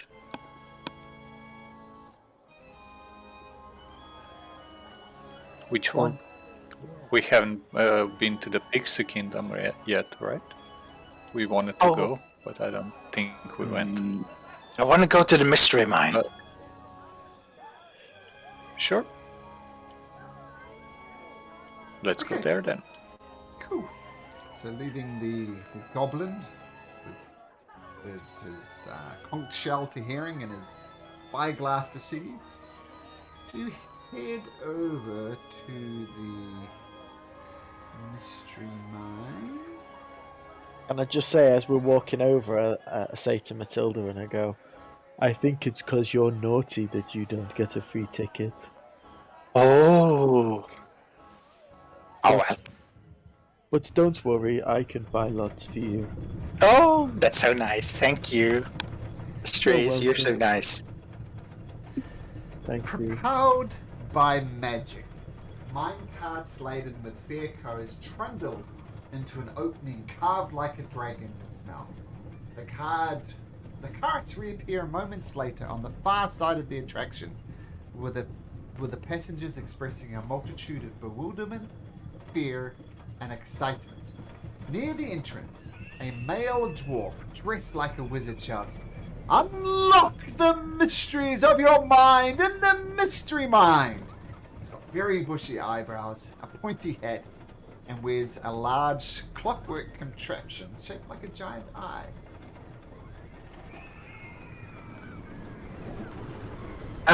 We'd like to ride on the carts. You'd like to unlock the mysteries of the mystery mind in your own mind instead, of course. One ticket punch per ride. Yes. I will pay for the 4 of us. Oh. I'm going all out with the ticket punches, guys. Oh. Big spender. I realized I like getting a ticket punch. Right. Now, the very first thing we need to do to unlock the mysteries of your mind is you need to look into my clockwork eye. If you don't look in the clockwork eye, you may not ride the mine and unlock the mysteries of your mind. Do you like to go first, Matilda? Stare sure. into the all-seeing eye. Matilda's going to stare at it and try to ascertain if the amulet or whatever is magical. Make an Arcana check. Oh. Yeah, you're not sure. Looks more mechanical than magical. Mm. Yes, you may enter though. You've paid I'll go your sit in a tickets. cart. Yeah, I'll go sit in a cart and wait for the others. You're my firbolg friend. Stare into the all-seeing eye. Okay, I'm good at staring into eyes. Okay, you stare into the eye. Great. And who is it? Who isn't going yet? Is it Kuhn or Matilda? Kun didn't go yet. Stare yeah. into the all-seeing eye. Kuhn. Do you? I will. Yep. Okay, and yeah, that's good. I need a looks. Lux will do it as well. He stares into the all-seeing eye. I need you to all send me something in Discord so it doesn't appear in the video. I want you all to write down or type out what your biggest fear is. A private message or just general chat? Private message. So send me a private message in Discord. What your character's greatest fear is. Okay.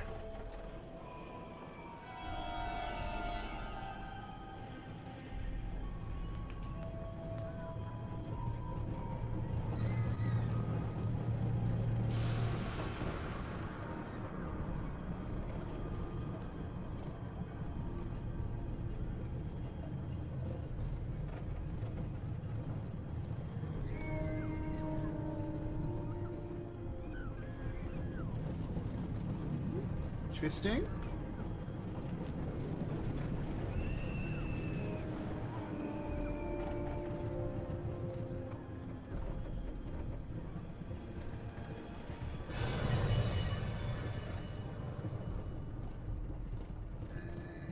Okay.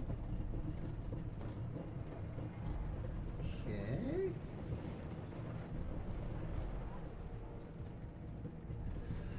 Okay. So you all pile together into the cart. Now, as you enter through the dragon's mouth into the mystery mine, the run plunges you into something that seems not really here. You see undulating hills, corkscrewing trees, and prismatic skies, and your cart is just hurtling along these tracks. And towards the end of the cart just starts going up and up and up to an impossibly tall height, and you look down and there's nothing but trees and forest looking like little micro foliage down below you. The cart has gone ridiculously high. Do any of you guys want to do anything or say anything or? Strayus is just gonna put his hands over his eyes and sort of make himself a bit more comfortable in the cart, like shuffling his body down. I don't like it up here. Okay, can I have... Matilda is going to use minor illusion to gleefully scream as it's going down quickly. Oh, I haven't seen this going down yet. Now, can everybody actually just make me a wisdom saving throw? For various reasons, some of you will have to make this a disadvantage. So to keep the illusion up, everybody roll at disadvantage. So make a wisdom saving throw at disadvantage. Okay, so let's have a look. 17 and a 17. Ooh. So you all get to the very top of this ride, and you look around, and it's terrifying. You're scared, but you don't really lose your shit. But then the minecart starts plunging down at an impossibly fast speed, and you're holding on for dear life. And then it lands on the ground. It starts hurtling straight forward. And you see the landscape turns very bleak. And metal rods start falling from the side. Plink, plink, plink, plink, plink. All around you. Some of them narrowly missing you. Then all of a sudden, 3 plink right in front of you.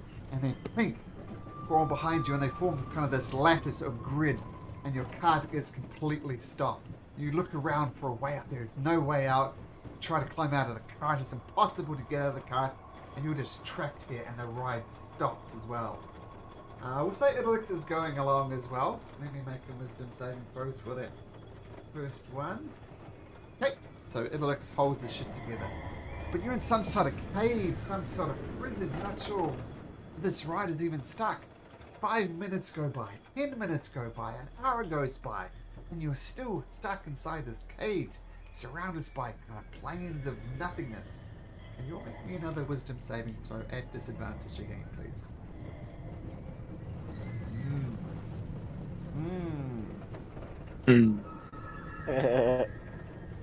Oh no, I rolled wisdom check, not saving throw. Just a +2, so 10. No, 9. Yeah, 10. Okay.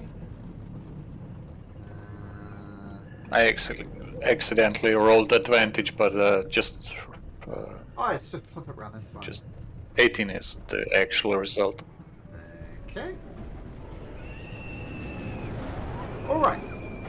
So eventually the field of his cage starts flipping away. Flip, flip, flip, flip, flip, flip, flip. And once again you all manage to hold it together. Finally, you see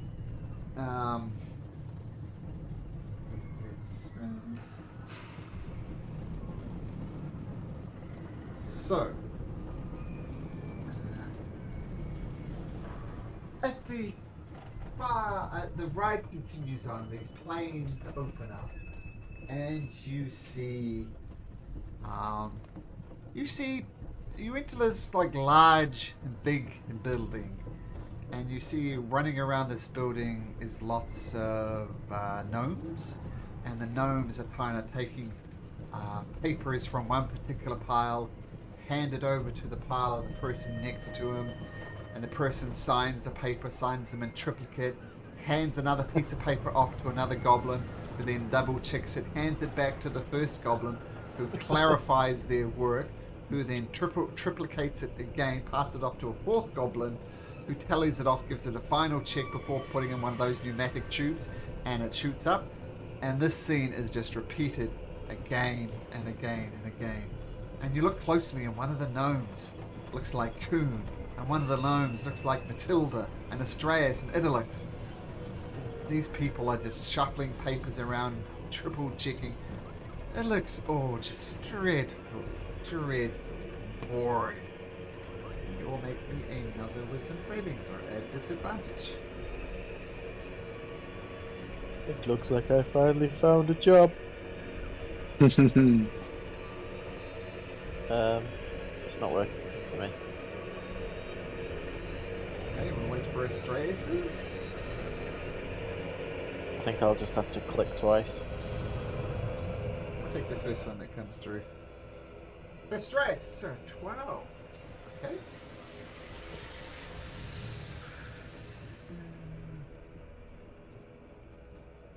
Okay, and as you watch this fiend go before you, Coon, this is horrible.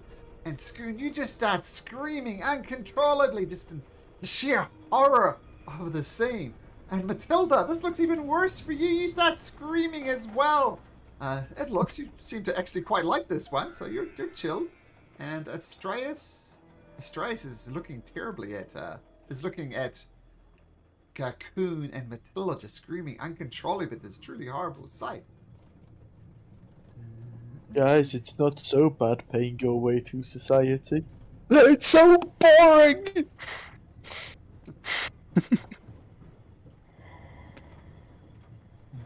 Look at them, they're not having any fun.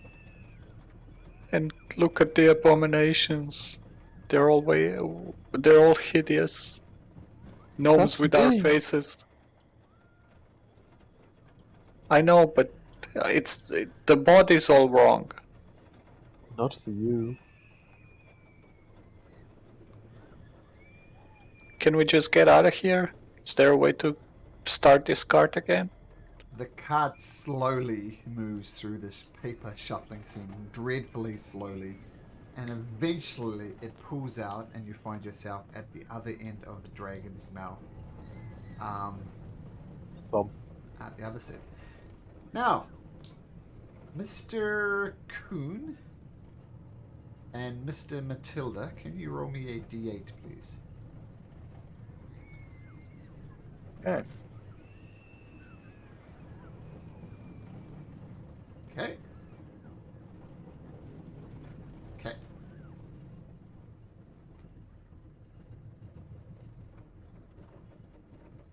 Some notes here.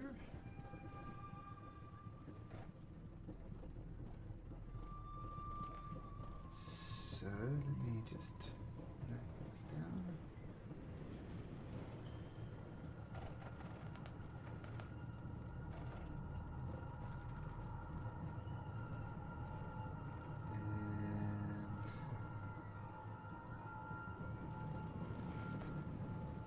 Okay, thank you. Whoops.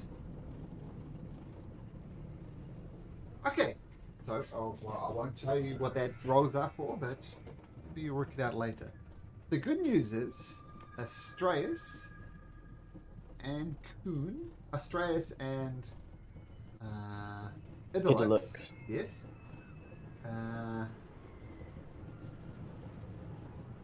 You have advantage on all charisma-based ability checks made at the carnival. Oh wow. Yep. So advantage on all. Put it in the chat. You have advantage on all charisma-based checks made inside the carnival, so that could be very useful, but we'll see. I might send a message to Idolix.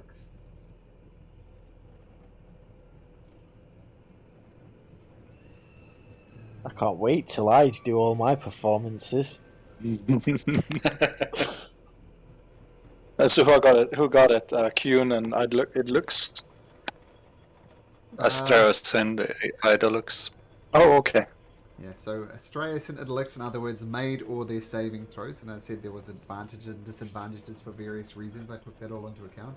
But Matilda and Kuhn, that last scene of paper shuffling and triplicates and stamps and double stamps and different colored papers for different slots and different shaped papers for different positions and different, just dreadfully boring bureaucracy. Got to Kuhn, got to Matilda. But you appear... Guys, do you guys know that was just... It was just an illusion.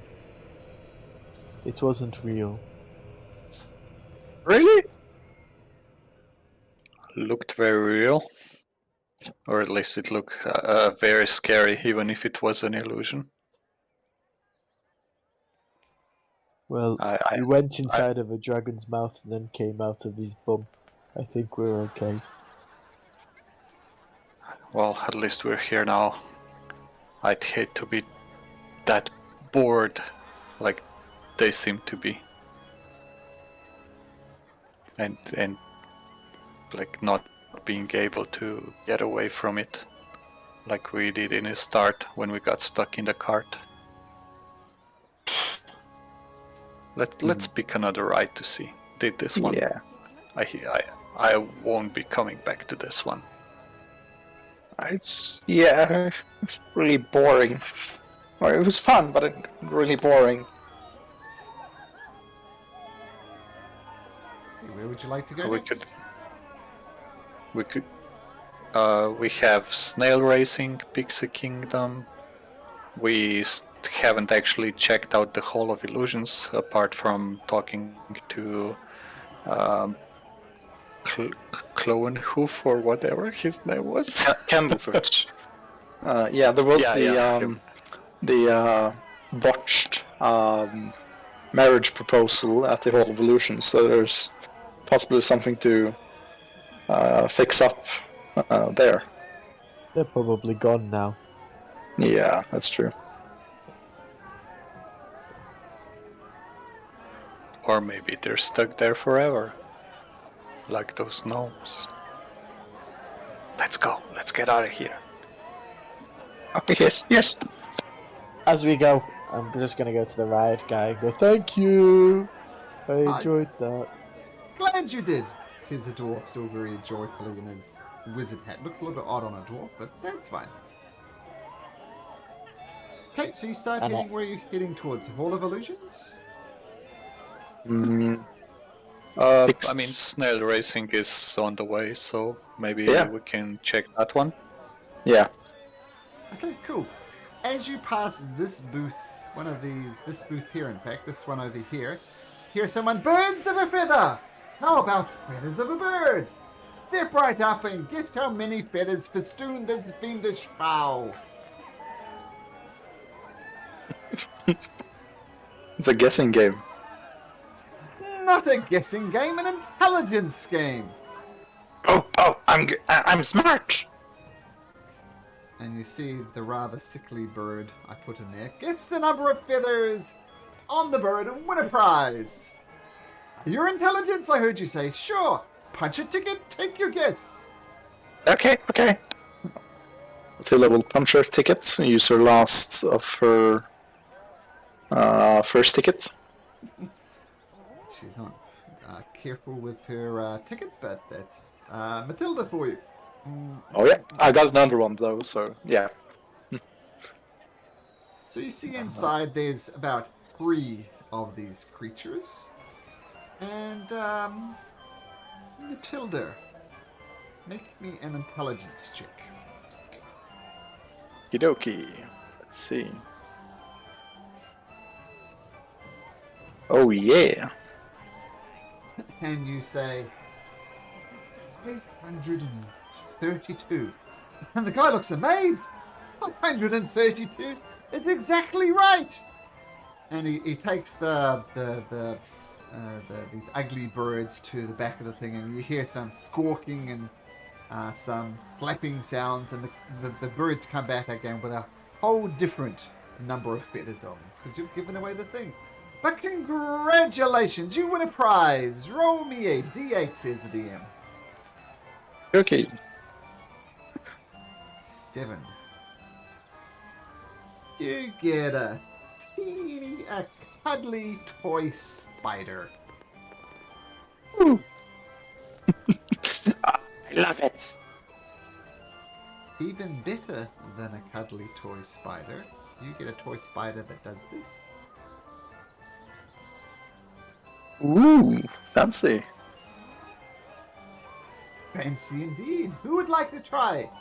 Guess the number of feathers. Win a prize. Just one ticket. Well, I like counting. Sure. I count the stars every night. Ah, you'd be good at this then. You're a shoo-in for a prize. Roll me a d8. Sorry, not roll me a d8. Give me your ticket, please. Give me your ticket. Yeah, I'll hand over the ticket. Make me an intelligence check. Don't know why I've got a 0 modifier. You give a guess. You guess 53. Nope, sorry. I'll give you 3 tries to try and guess it, but 53, my friend, is far, far too small. Okay. So another intelligence check. Yeah. Intelligence is not blank. There we go. Oh, you're getting closer, but it's not 412. One more try, friend. Yeah, you're on the right track there for a while, but I'm sorry, no prize for you. Well, feathers are different than stars. That is true. How about you, my musical friend? I can tell by the instrument you could do this. Just as easy as counting notes, counting the beats. Sure, I'll take a guess. Okay, ticket is punched. Roll an intelligence check to make your first guess.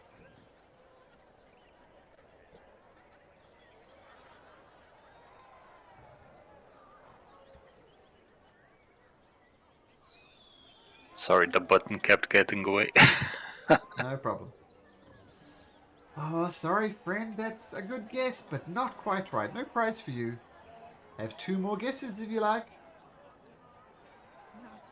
Sure, of course.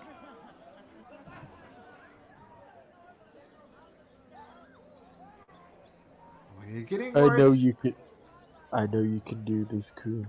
You can do it. Let's see. Oh, so close. I'm afraid that's not the correct answer. You can try again, though. Win a prize.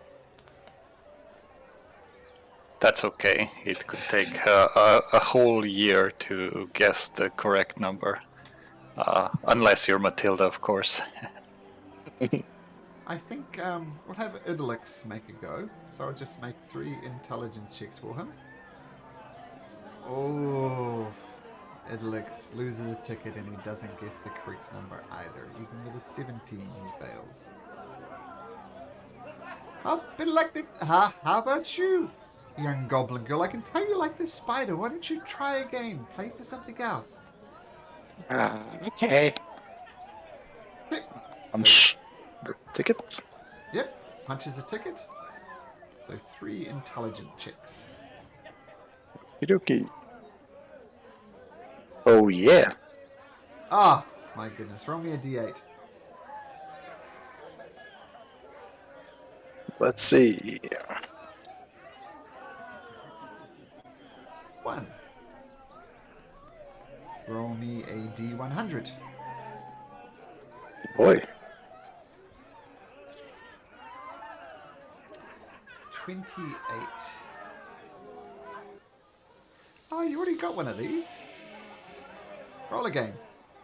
Remember someone got a tiny clockwork dragonfly?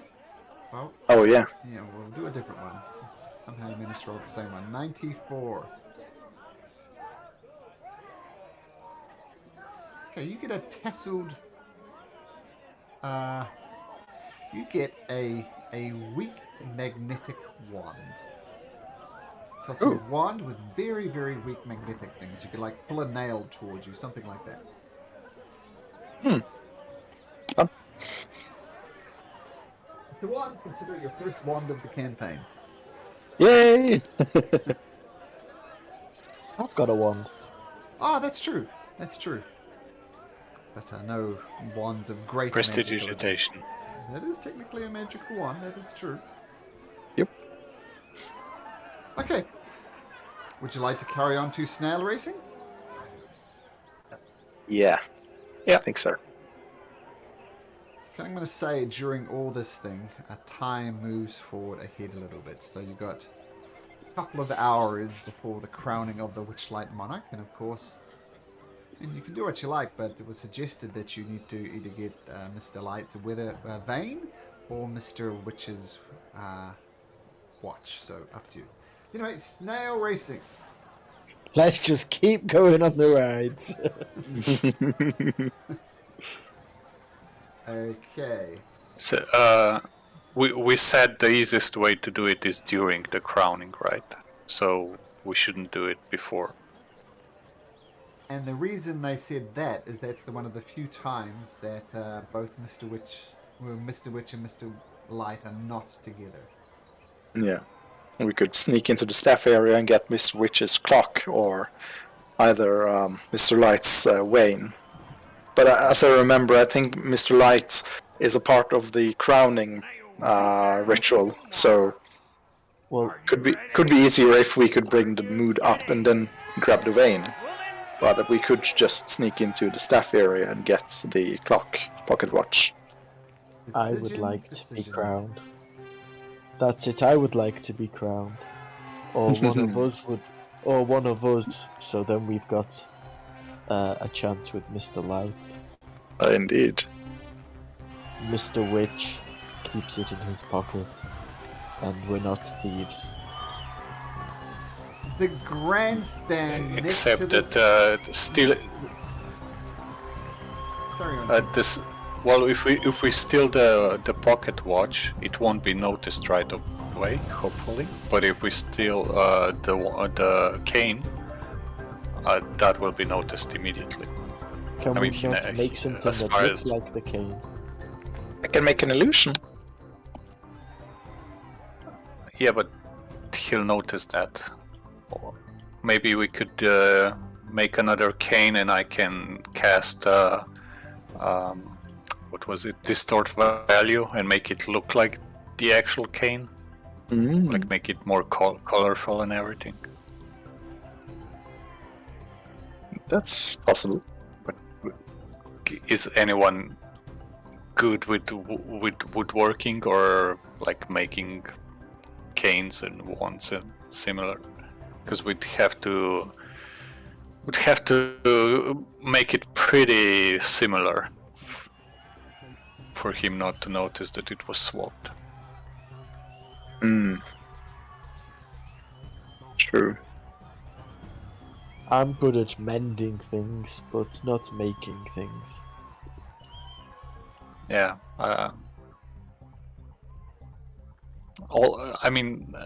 Even though Mr. Witch would be maybe harder to get to, it might be easier to steal the pocket watch than stealing the wand from Mr. Light. You would have noticed two things in your interactions with him. Mr. Witchlight looks at his... Mr. Witch looks at his watch like quite often, but when he's not looking at it, he slips it in his pocket. And what you noted with Mr. Light is his magical cane thing. It's always pretty much in his hand. He very seldomly puts it down. So, use that information for what you like. We could break his wand by accident, and then I could cast mending on it. and then I can tell him I can mend it for him, and then we make a quick switch. But I'm not very fast at moving things. I've got quite nimble hands, perhaps. Depends. We would Well- also have to get the material to do it, like a board or a branch or something that looks similar. Well, how about we ask our ostrich friend? Ah! We could do that, yeah. Should we ride the snails before we find him?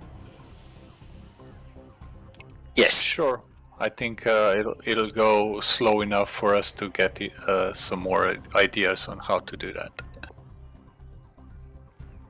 Okay. So, Snail first, Hopefully it'll go slow. and then... Yeah, then... Okay, so Snail Racing first, you said. So the grandstand next to this race course are filled with cheering fairgoers, ringing bells, swinging rattles, and waving flags. On the starting line, the 8 giant snails are having their shells scrubbed by pixies. And above the circular course, a wooden gantry hangs from the branches of a central tree, where 2 goblins officiate the proceedings. Anybody who wishes to ride, please approach the counter. Anybody who wishes to ride, please approach the counter. Kun will definitely go. Welcome. So 1 ticket to compete. So just let me punch your ticket. I'll give him the ticket. And you can have first choice of snails. You can have Shelly Moo. Actually, I'll put them in chat. That's you likely soon to get them. But they are...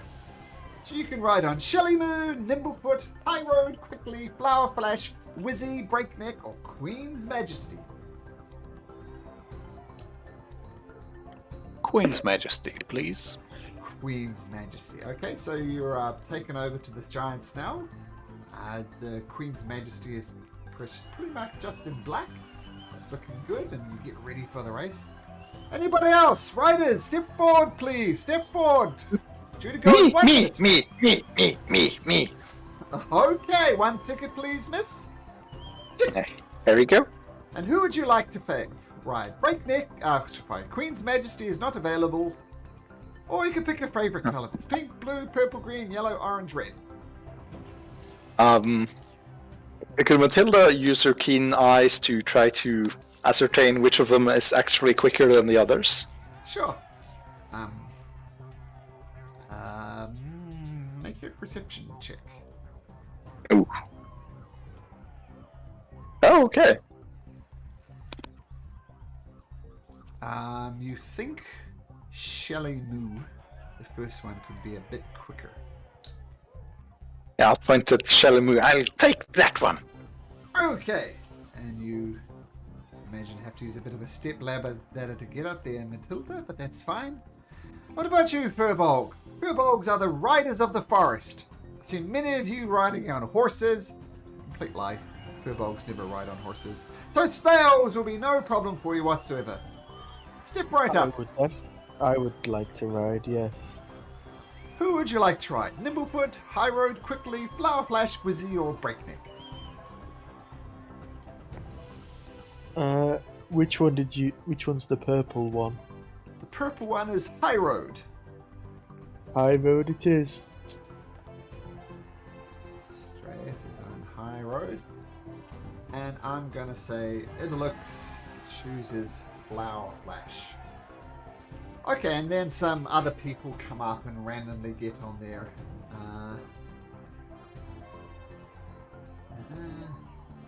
Okay, and actually I got a handout for you.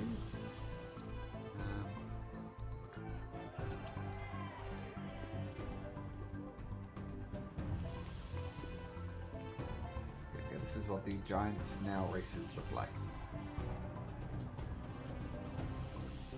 Ooh. Okay. See, purple's at the front. Okay, so there's a group of 3 pixies to each snail, and they gather you together. You hear the announcer saying,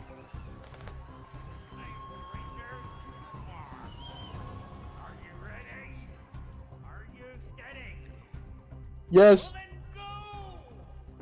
that's a little quiet. I should have made that louder. But poof, you launch. It's kind of like riding a horse, and you're on the reins going back and forth. And let me just get this exact one.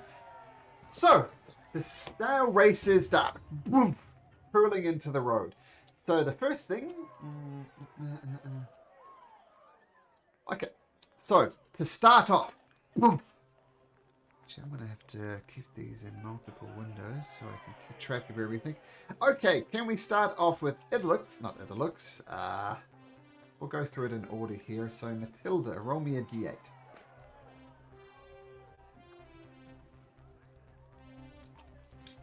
Ooh. Roll me another d8 if you'd be so kind, Matilda.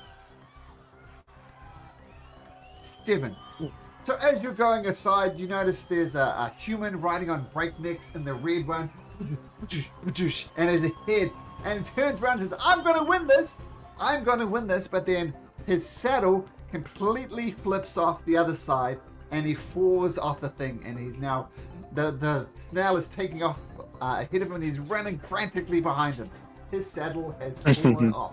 He's running. So 7, I'm going to say that is out of the race.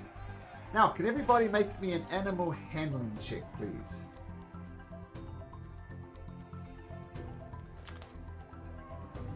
Okay. Let me check what the number is.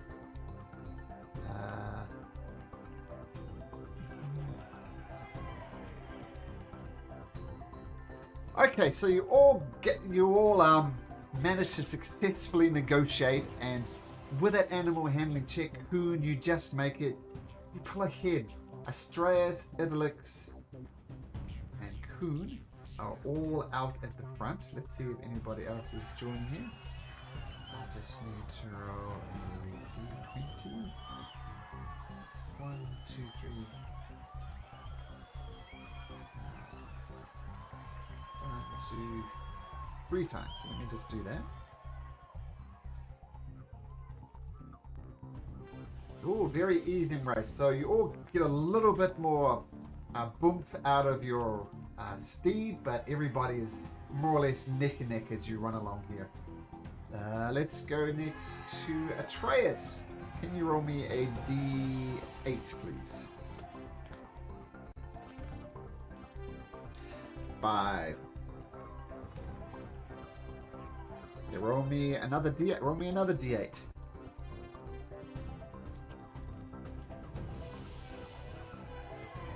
2. So Matilda, you're right up next to this halfling riding a blue, the nimblefoot thing, and a head of cabbage comes flying out of the crowd and just donks this halfling right in the center. It is not going to be able to move this round as its head of lettuce, but it hits its head and then it falls to the ground, and the snail starts eating the lettuce. So this snail is not going to be able to move this round. Okay, make me another animal handling check, please. Can I cast prestidigitation and seeing the snail eating the salad, I'll make a smell of salad in front of my snail to make him go faster. Yeah. I'm going to say make me an arcana check.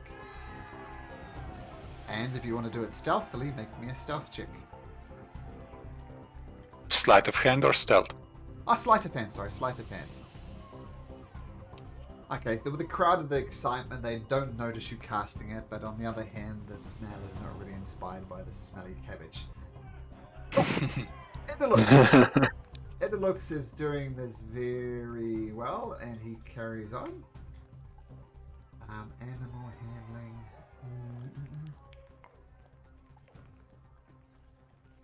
Oh, wait a minute. Edilux actually really pushes his steed before he gets it going further even faster because of his eye roll. Coon. You just go. You're getting off the pace a little bit. Idylix is definitely pulling ahead. What did Matilda get? Matilda is barely holding her own. And Astraeus. You, Astraeus, are catching up to Coon. It's you and Coon out at the front now, well ahead of these other people. And let me How did Coons get to the front?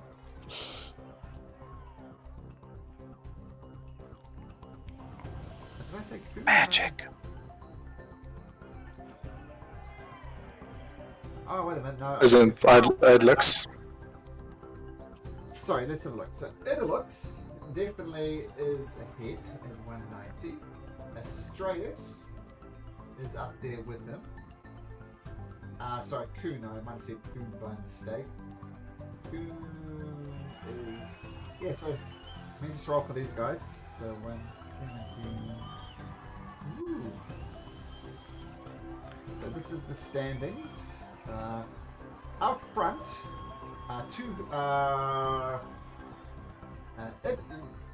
wait. It says one of the quickly now dressed in green has pulled out into the lead with a natural 20, followed closely behind by Idylix, Astraeus, and one other random people. The one who is riding the blue thing is way behind, and Coon. Coon and Matilda, you're kind of bringing up the rear apart from that one.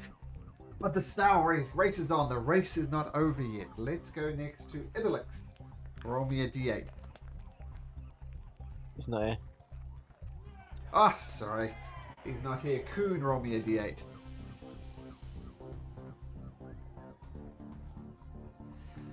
Five. Roll me another d8. 7. Now roll me another d8. 7's already out of the race. Roll me another d8. 4. So this person that's right on the front of it and quickly and is getting a huge lead. Another head of lettuce is thrown at it, and it hits the person in the lead, and the snail stops once again and starts to eat the head of lettuce. So they're going to miss a turn. Okay, off we go again. Boom. Animal handling checks, please. Ooh.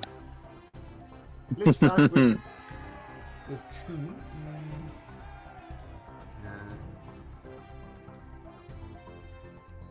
So 10 extra feet. So Coon, it's normally 8, it's going to be another 90. Actually, with that is a 270. Okay, Matilda. What did Matilda roll? Oh, a 2. Well, the good Natural news is 1, so 2. a natural 1, so a 2. So you're going to go only 70 feet, so you're going to be at 240. And what did Astraeus roll? 14. You just get the standard 80. And do one for Idylix. Animal handling. 12. Oh my goodness. Idylix. Kicking butt. Idylix is 290. 3d20s. Okay, this guy gets 70, so he's 160. This guy just gets the 80. 270. And that guy stays at 90. That guy stays at 2. Okay, so out in the front is Idylix, followed closely by Astraeus, and actually we'll do this.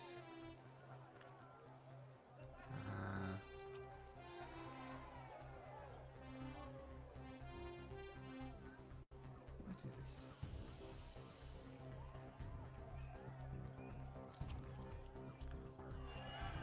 Okay, so out in front is Idylix, followed closely by Coon, a random people, and Astraeus. Matilda, you're falling behind.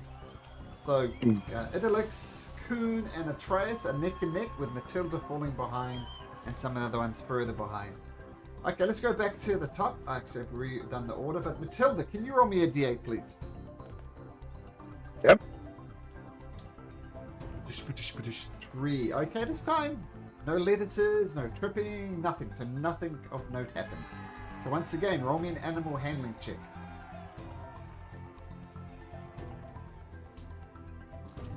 So Atreus, you fall back, so you get 70.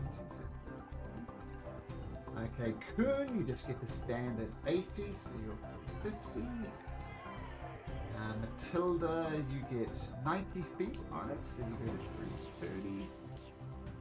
Let's do Idylix, who's really good at animal handling. 19, so he's going to get 90 feet. 90 feet. Okay. Once again, 3 more d20s from me. 1, 2, 3. Oh dear. So let's start with this one who gets 70 feet. So next one, 70 feet is 1, 2, 30. And this guy just gets a standard 80. And, oh, this guy, they're all back up now. I get the natural 20, so he's at 100.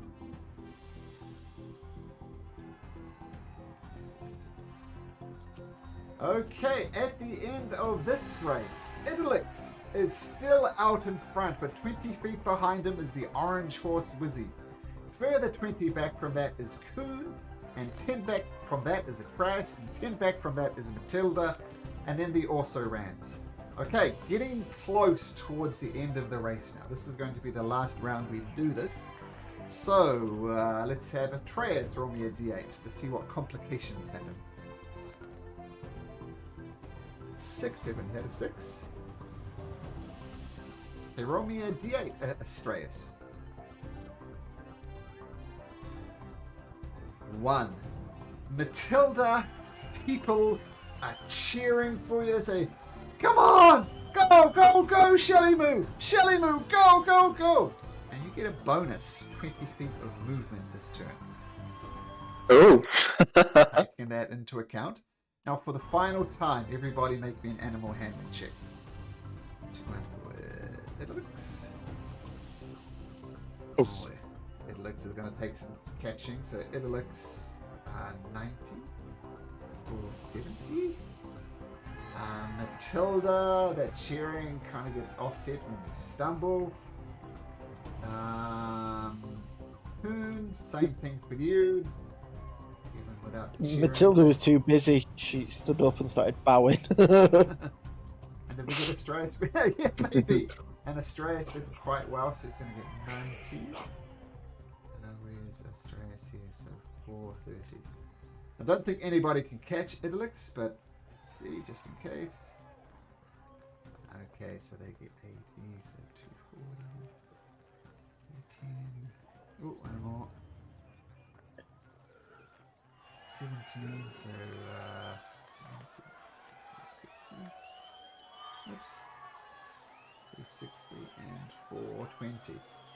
Okay, so all things said and done, the person who runs out a clear winner is by a good 40 feet. Idylix takes the race. Atreus tried to catch him, didn't quite catch him. Wizzy is in third. Kuhn and Matilda are tied. And then some also-rans who lost control of their horses. So, Idylix, even though he doesn't get here, he comes, he wins it, and everybody cheers, woohoo! And the goblin says, everybody who entered is a wizard, and you all get magic wands. So he hands a magic wand to Kuhn, Matilda, and Atreus. And this constellation prize allows you to cast the Dancing Lights cantrip once. Okay, thank you. And I congratulate Idylix as well. Good job, guys. That was fun. Well done, Idylix. very happy, and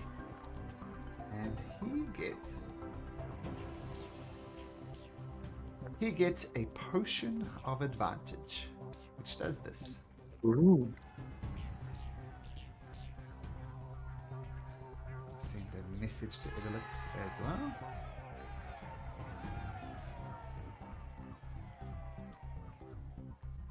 And you get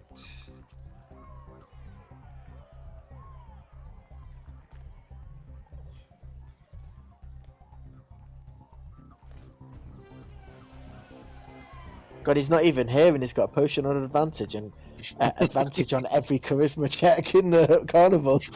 he does. Okay, Idolix is doing very well. So congratulations, Idolix.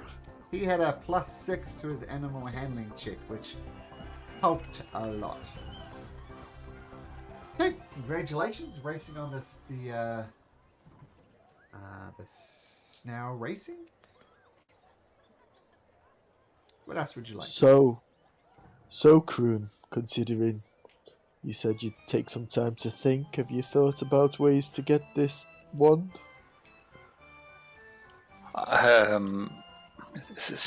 No, I was concentrating on winning the race. Sorry. Did you happen to think of anything? But you were all the way in the back. Well, not all the time.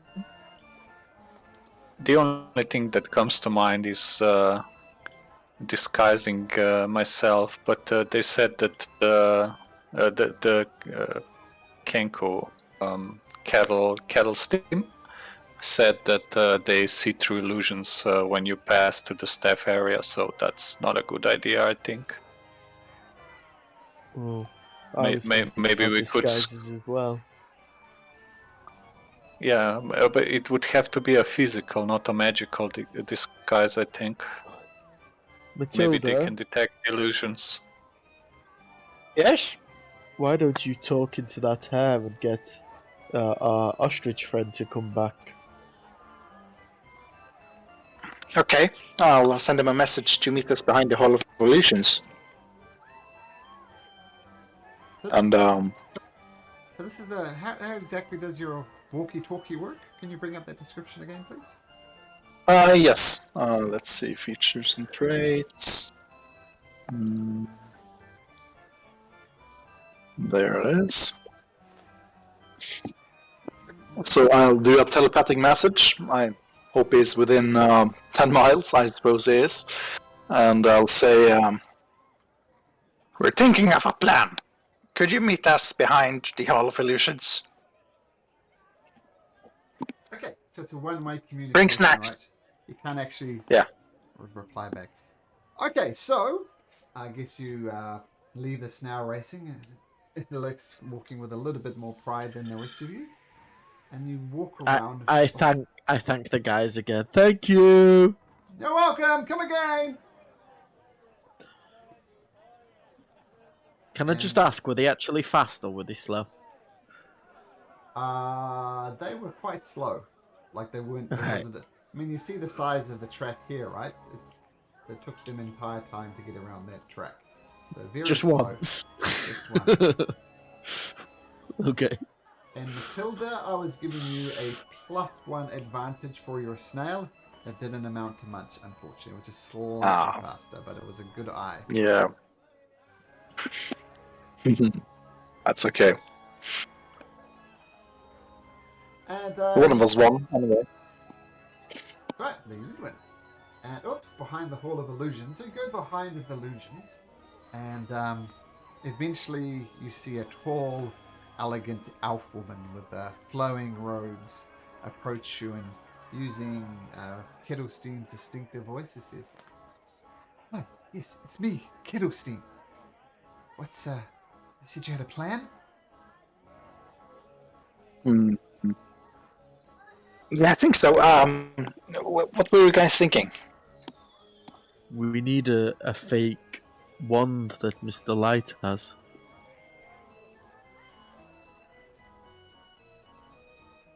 Well, that's an interesting idea, but would have to get the wand. mean, the trick is they will desperately want those things back. So a fake wand is, you can swap it if you like, but that will just delay the point in which he realizes that he doesn't have it. And if we steal these things from them, then they will surely tell us what's going on at this carnival, because those things are very precious to them. So it's not so much that we need possessions of them, we need to take them from them, and then give it back to them on the condition that they tell us what's happening. But we're not good thieves. Wow, this is a problem.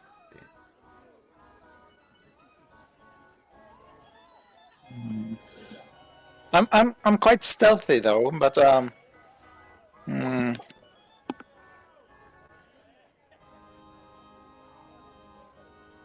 I'm stealthy as well, and I can steal things from people's pockets if necessary. But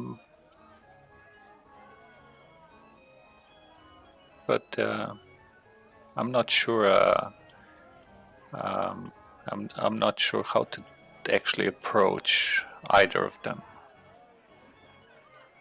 Well, we know that Mr. Light is going to be in the big top for the crowning of the Witch-like monarch.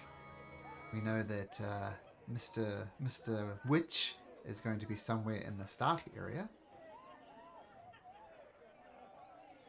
I mean, we don't have to wait to the crowning of the Witch-like monarch, but we know both of them are going to be here at the same time. until the crowning. No.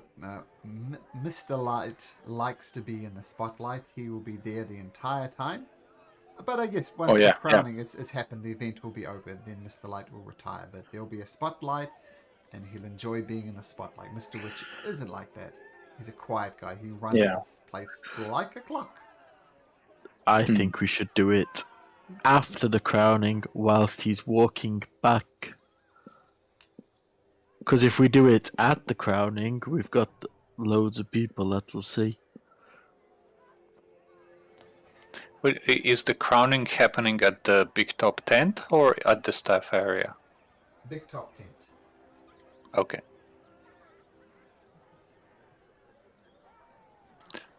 We could wait, but we risk... So,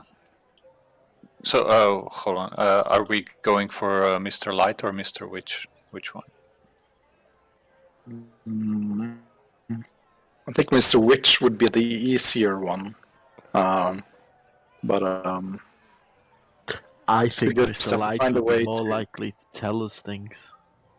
Mr.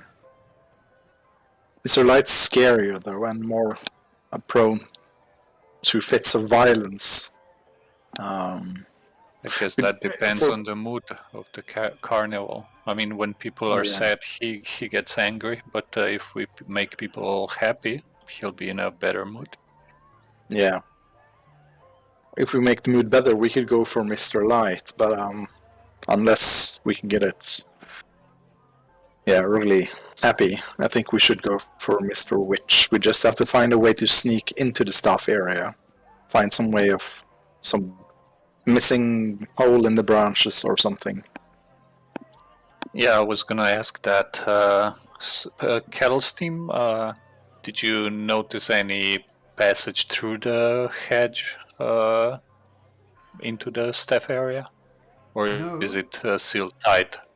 It's sealed tight, but maybe if I'm sneaky enough over the next next couple of hours, maybe I could find a way to tunnel us in. Like, start hacking away at the thorn bushes around this place, the bramble bushes. That could work. That might be too long, though. We only have a couple of hours.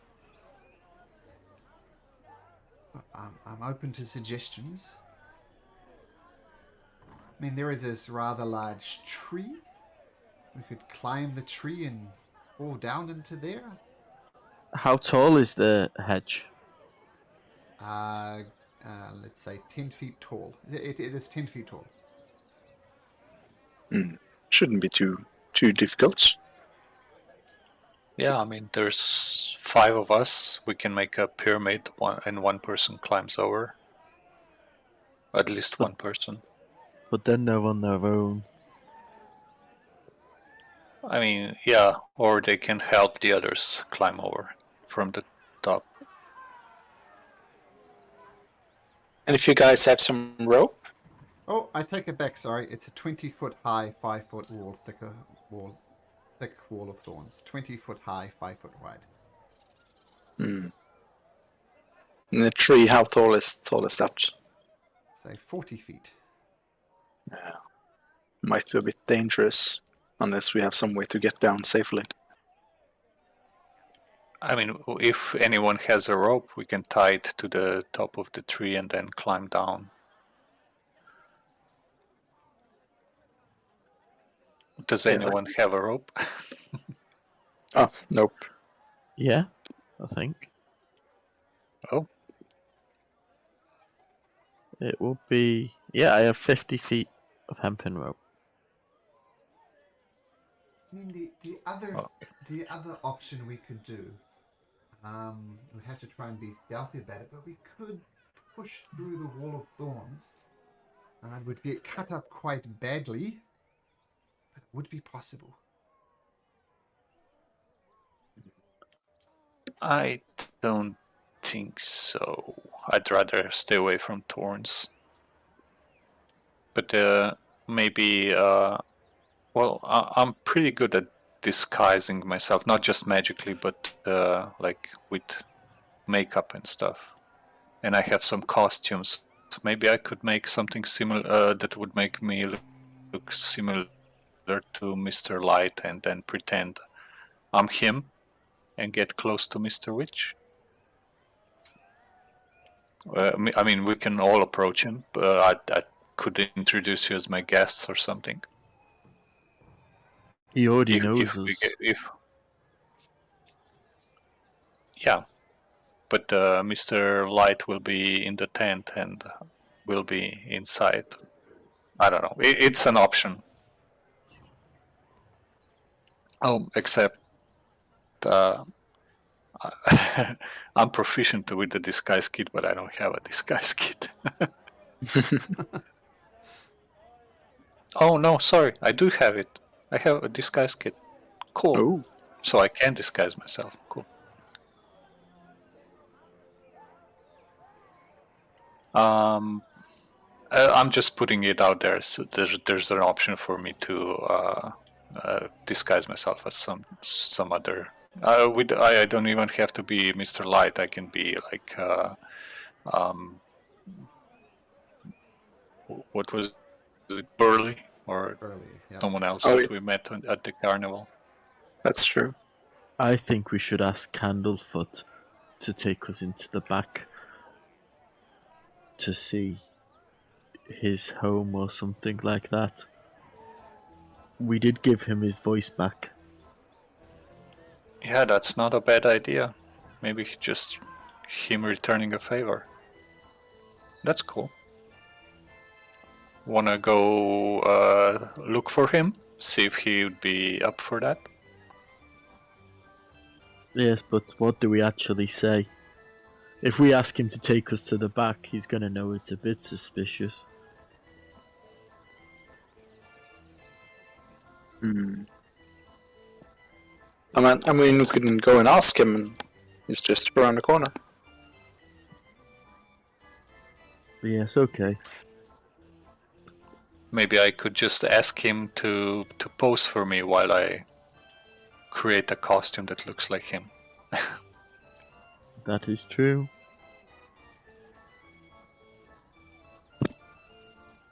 Well, let's ask him first, and then if he's not up, well, I guess we shouldn't be disguising ourselves as him, because then he's not gonna like that we're using his image to infiltrate the staff area, because he'll get in trouble if we get caught.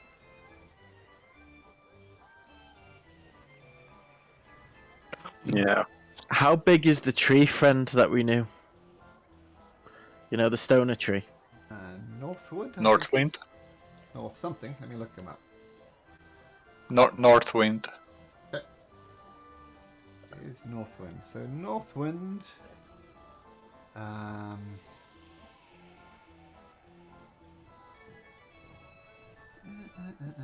You think he'd get us over, or give us advice on how to get there?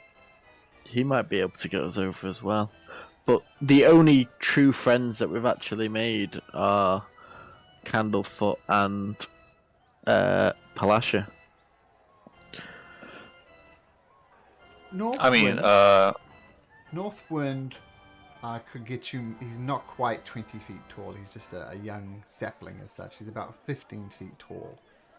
But he could, in theory, he could boost you most of the way there. Well, I'm 7, so there we go.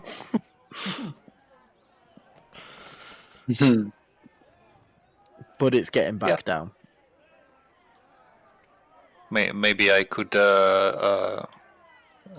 recite that poem to him that I promised I'd write, and in return he would help us. Maybe. Well, there we go. We have a few options. We just need to find out. We just need to work out who would be best to help us. And how do we convince them that we're doing the right thing? We could ask Northwind if he refuses to help us. I'm pretty sure he won't tell anyone. He's too laid back to worry about it, and maybe then ask Candle Top or something. Candlefoot. I keep forgetting. Maybe after Northwind we ask Candlefoot. Yeah. Well, we're right next to Candlefoot. Oh, yeah. Okay, we can do that then. And Kiddlestein pipes up and says, well, we've got some plans. Is there anything you'd like me to investigate or do while you guys try and rustle up some deals? I mean, I'm very good at not being seen. And it's, once again, you hear this voice coming from this beautiful elfin woman. Doesn't seem to match. What would you like me to do? You could do the tunnel on it as plan B if everyone else thinks that's the right thing to do. Yeah, you could start on that, and if you're coming in with us, you could create a distraction when we try to pickpocket Mr. Witch. All right. Like you can finally confront him and take his attention away from us. All good plans. So let me start on the tunnel. I'll do it right at the back here. And let me get work to that. As I say, it's going to be a hard job. It's going to take a long time. And we're aiming for the to be done by the crowning of the Witchlight monarch, correct? Yes. Edalux can help. He's strong. And he's not here. It'll look sure that's no problem. It solves us tricky things. It looks. Look after yourself, Edalux. And he goes over there along with Kiddlestein. There is Kiddlestein. Okay, so let's roll some rolls. So digging through here, I'm going to say that's a survival thing. Well, first of all, I'm going to have Kiddlestein roll me a stealth check. He rolls 15.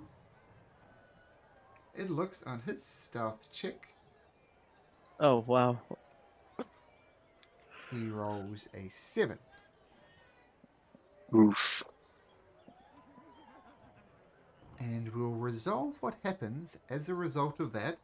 How far they get through, if they get through at all, if Edalux gets kicked out of the carnival for messing with the staff area, if Mr. Witch brings him up and breaks his neck. We will get to that next week. But we still have a little bit of time left, so yeah, we'll pick that up next week. That particular thread. You guys wish to go? What do you wish to do? Hall of Illusions, was it? Yeah, I we guess. haven't I been mean, there. it's just around the corner. Okay, so you head back over to the Hall of Illusions, and you see the female who laughed at the proposal is still calling out, "Yes, Reuben! Reuben, come out! I know you're in there. I didn't mean to laugh. I'm so sorry." She continues to wail. And Candlefoot, looking a lot better, says, "Hi! My friends who've given me the gift of my voice back. You make me so happy. What can I help you with?"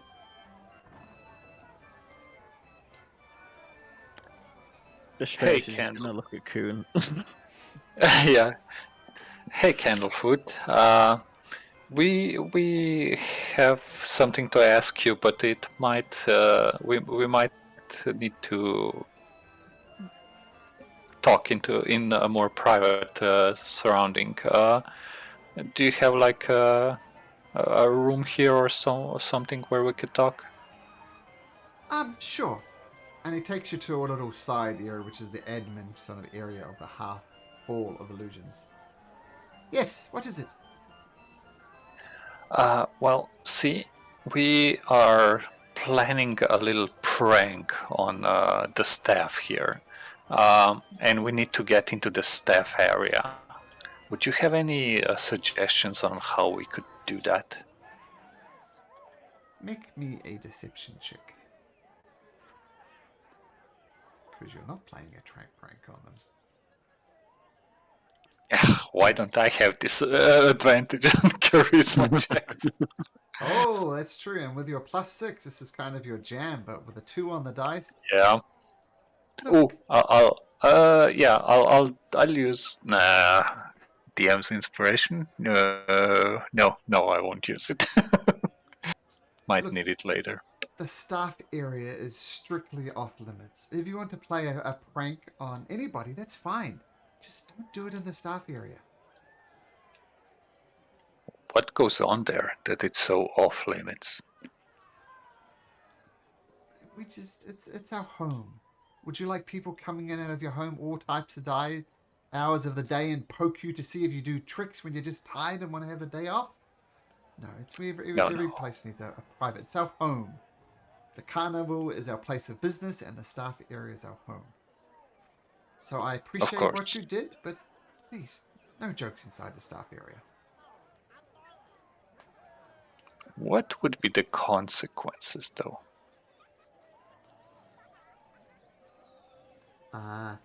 You would upset Mr. Light in particular, just between you and me. And Mr. Light is the life and the sparkle of this party. I've seen him doing some very, very nasty things to people who have upset the flow of the carnival. The carnival's mood got very, very bad the other day. And I swear to God, he picked up a halfling and broke her in two almost. Stepped her spine. So don't go That on the sounds side scary. of Mr. Light. He's got a very, very dark side to him. It's always halflings he goes for. If he should pick on someone his own size. Like me. Oh, wait a minute. Elixir's stealth should have been at disadvantage because he's wearing heavy armor. Let's roll again. I was thinking, I hope you don't notice that. Disadvantage, so there we go, it's a 4. So it's getting worse for Elix. So no pranks in the staff area. Sure. And do you think Mr. Witch or Mr. Light could be connected to the people that are gone missing? Could they have been angered by them and then got rid of them?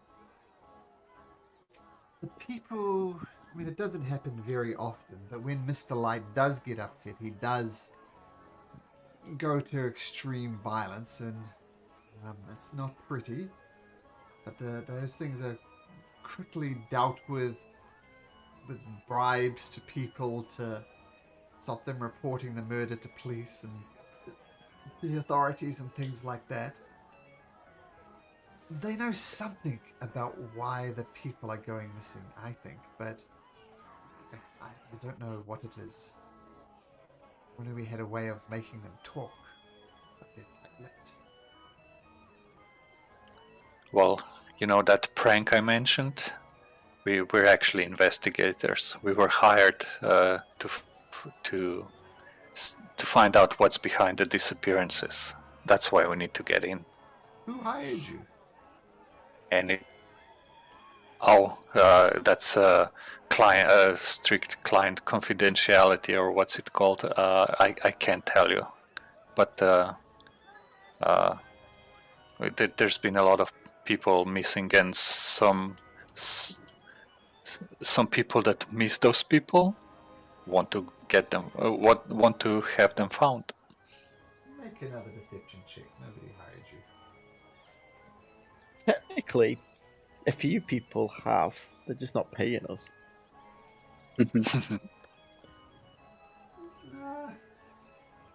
Well, I'm glad someone's taking responsibility from this. But put your cards on the table. What is it you're intending to do? You obviously want to get access to the staff area, hence that pointless lie about paying a plank. You're just going to come right out and said it, that you're here to investigate people missing. I'm as concerned as the next person. Well, we want to sneak in and see if there's any evidence that anyone on the staff is connected to the disappearances. Maybe just see if there's any bloodstains there, or any tools that could be used for kidnapping, or something similar. Anything suspicious, basically. Yeah, the staff area is basically the place to start investigating, but we need to get there. Well, I can go into the staff area as I please. I should have mentioned this before. When you left the big top to enter here, part of the hedge magically pulled aside from you when Burley let you in, and about 10 seconds later it closed after you. So that's actually how you enter the staff area. It's completely enclosed in this thistle bush. So I can get you in there. I can open the gate. You can go through, but that's half the problem. There's going to be people there at all hours, even when the crowning of the Witchlight monarch happens. So I could technically get you into the hedge mage, but what you do from there is tricky. So if you want to investigate, you're going to have to be very, very sneaky. Is there any time of the day when there's less people there? If anything, like during the crowning, or? Well, I know that Mr. Light won't be there during the crowning. Mr. Witch definitely will be, though. What about other staffers? Taco's always there. Burley's part of the Big Top performance. So I can guarantee Taco and Mr.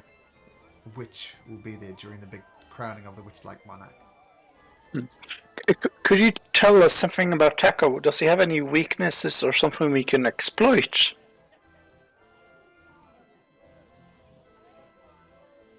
Well, Taco is very much prone to violence. He would see that as an advantage, but maybe you could use that somehow against him. He doesn't like children. Calls them roaches, which is a very odd thing for to attract children. He's very attached to the bubble pipe that he blows. I've seen him hit a child who tried to take his bubble pipe from him. So can't stand children, and his bubble pipe is his most precious possession.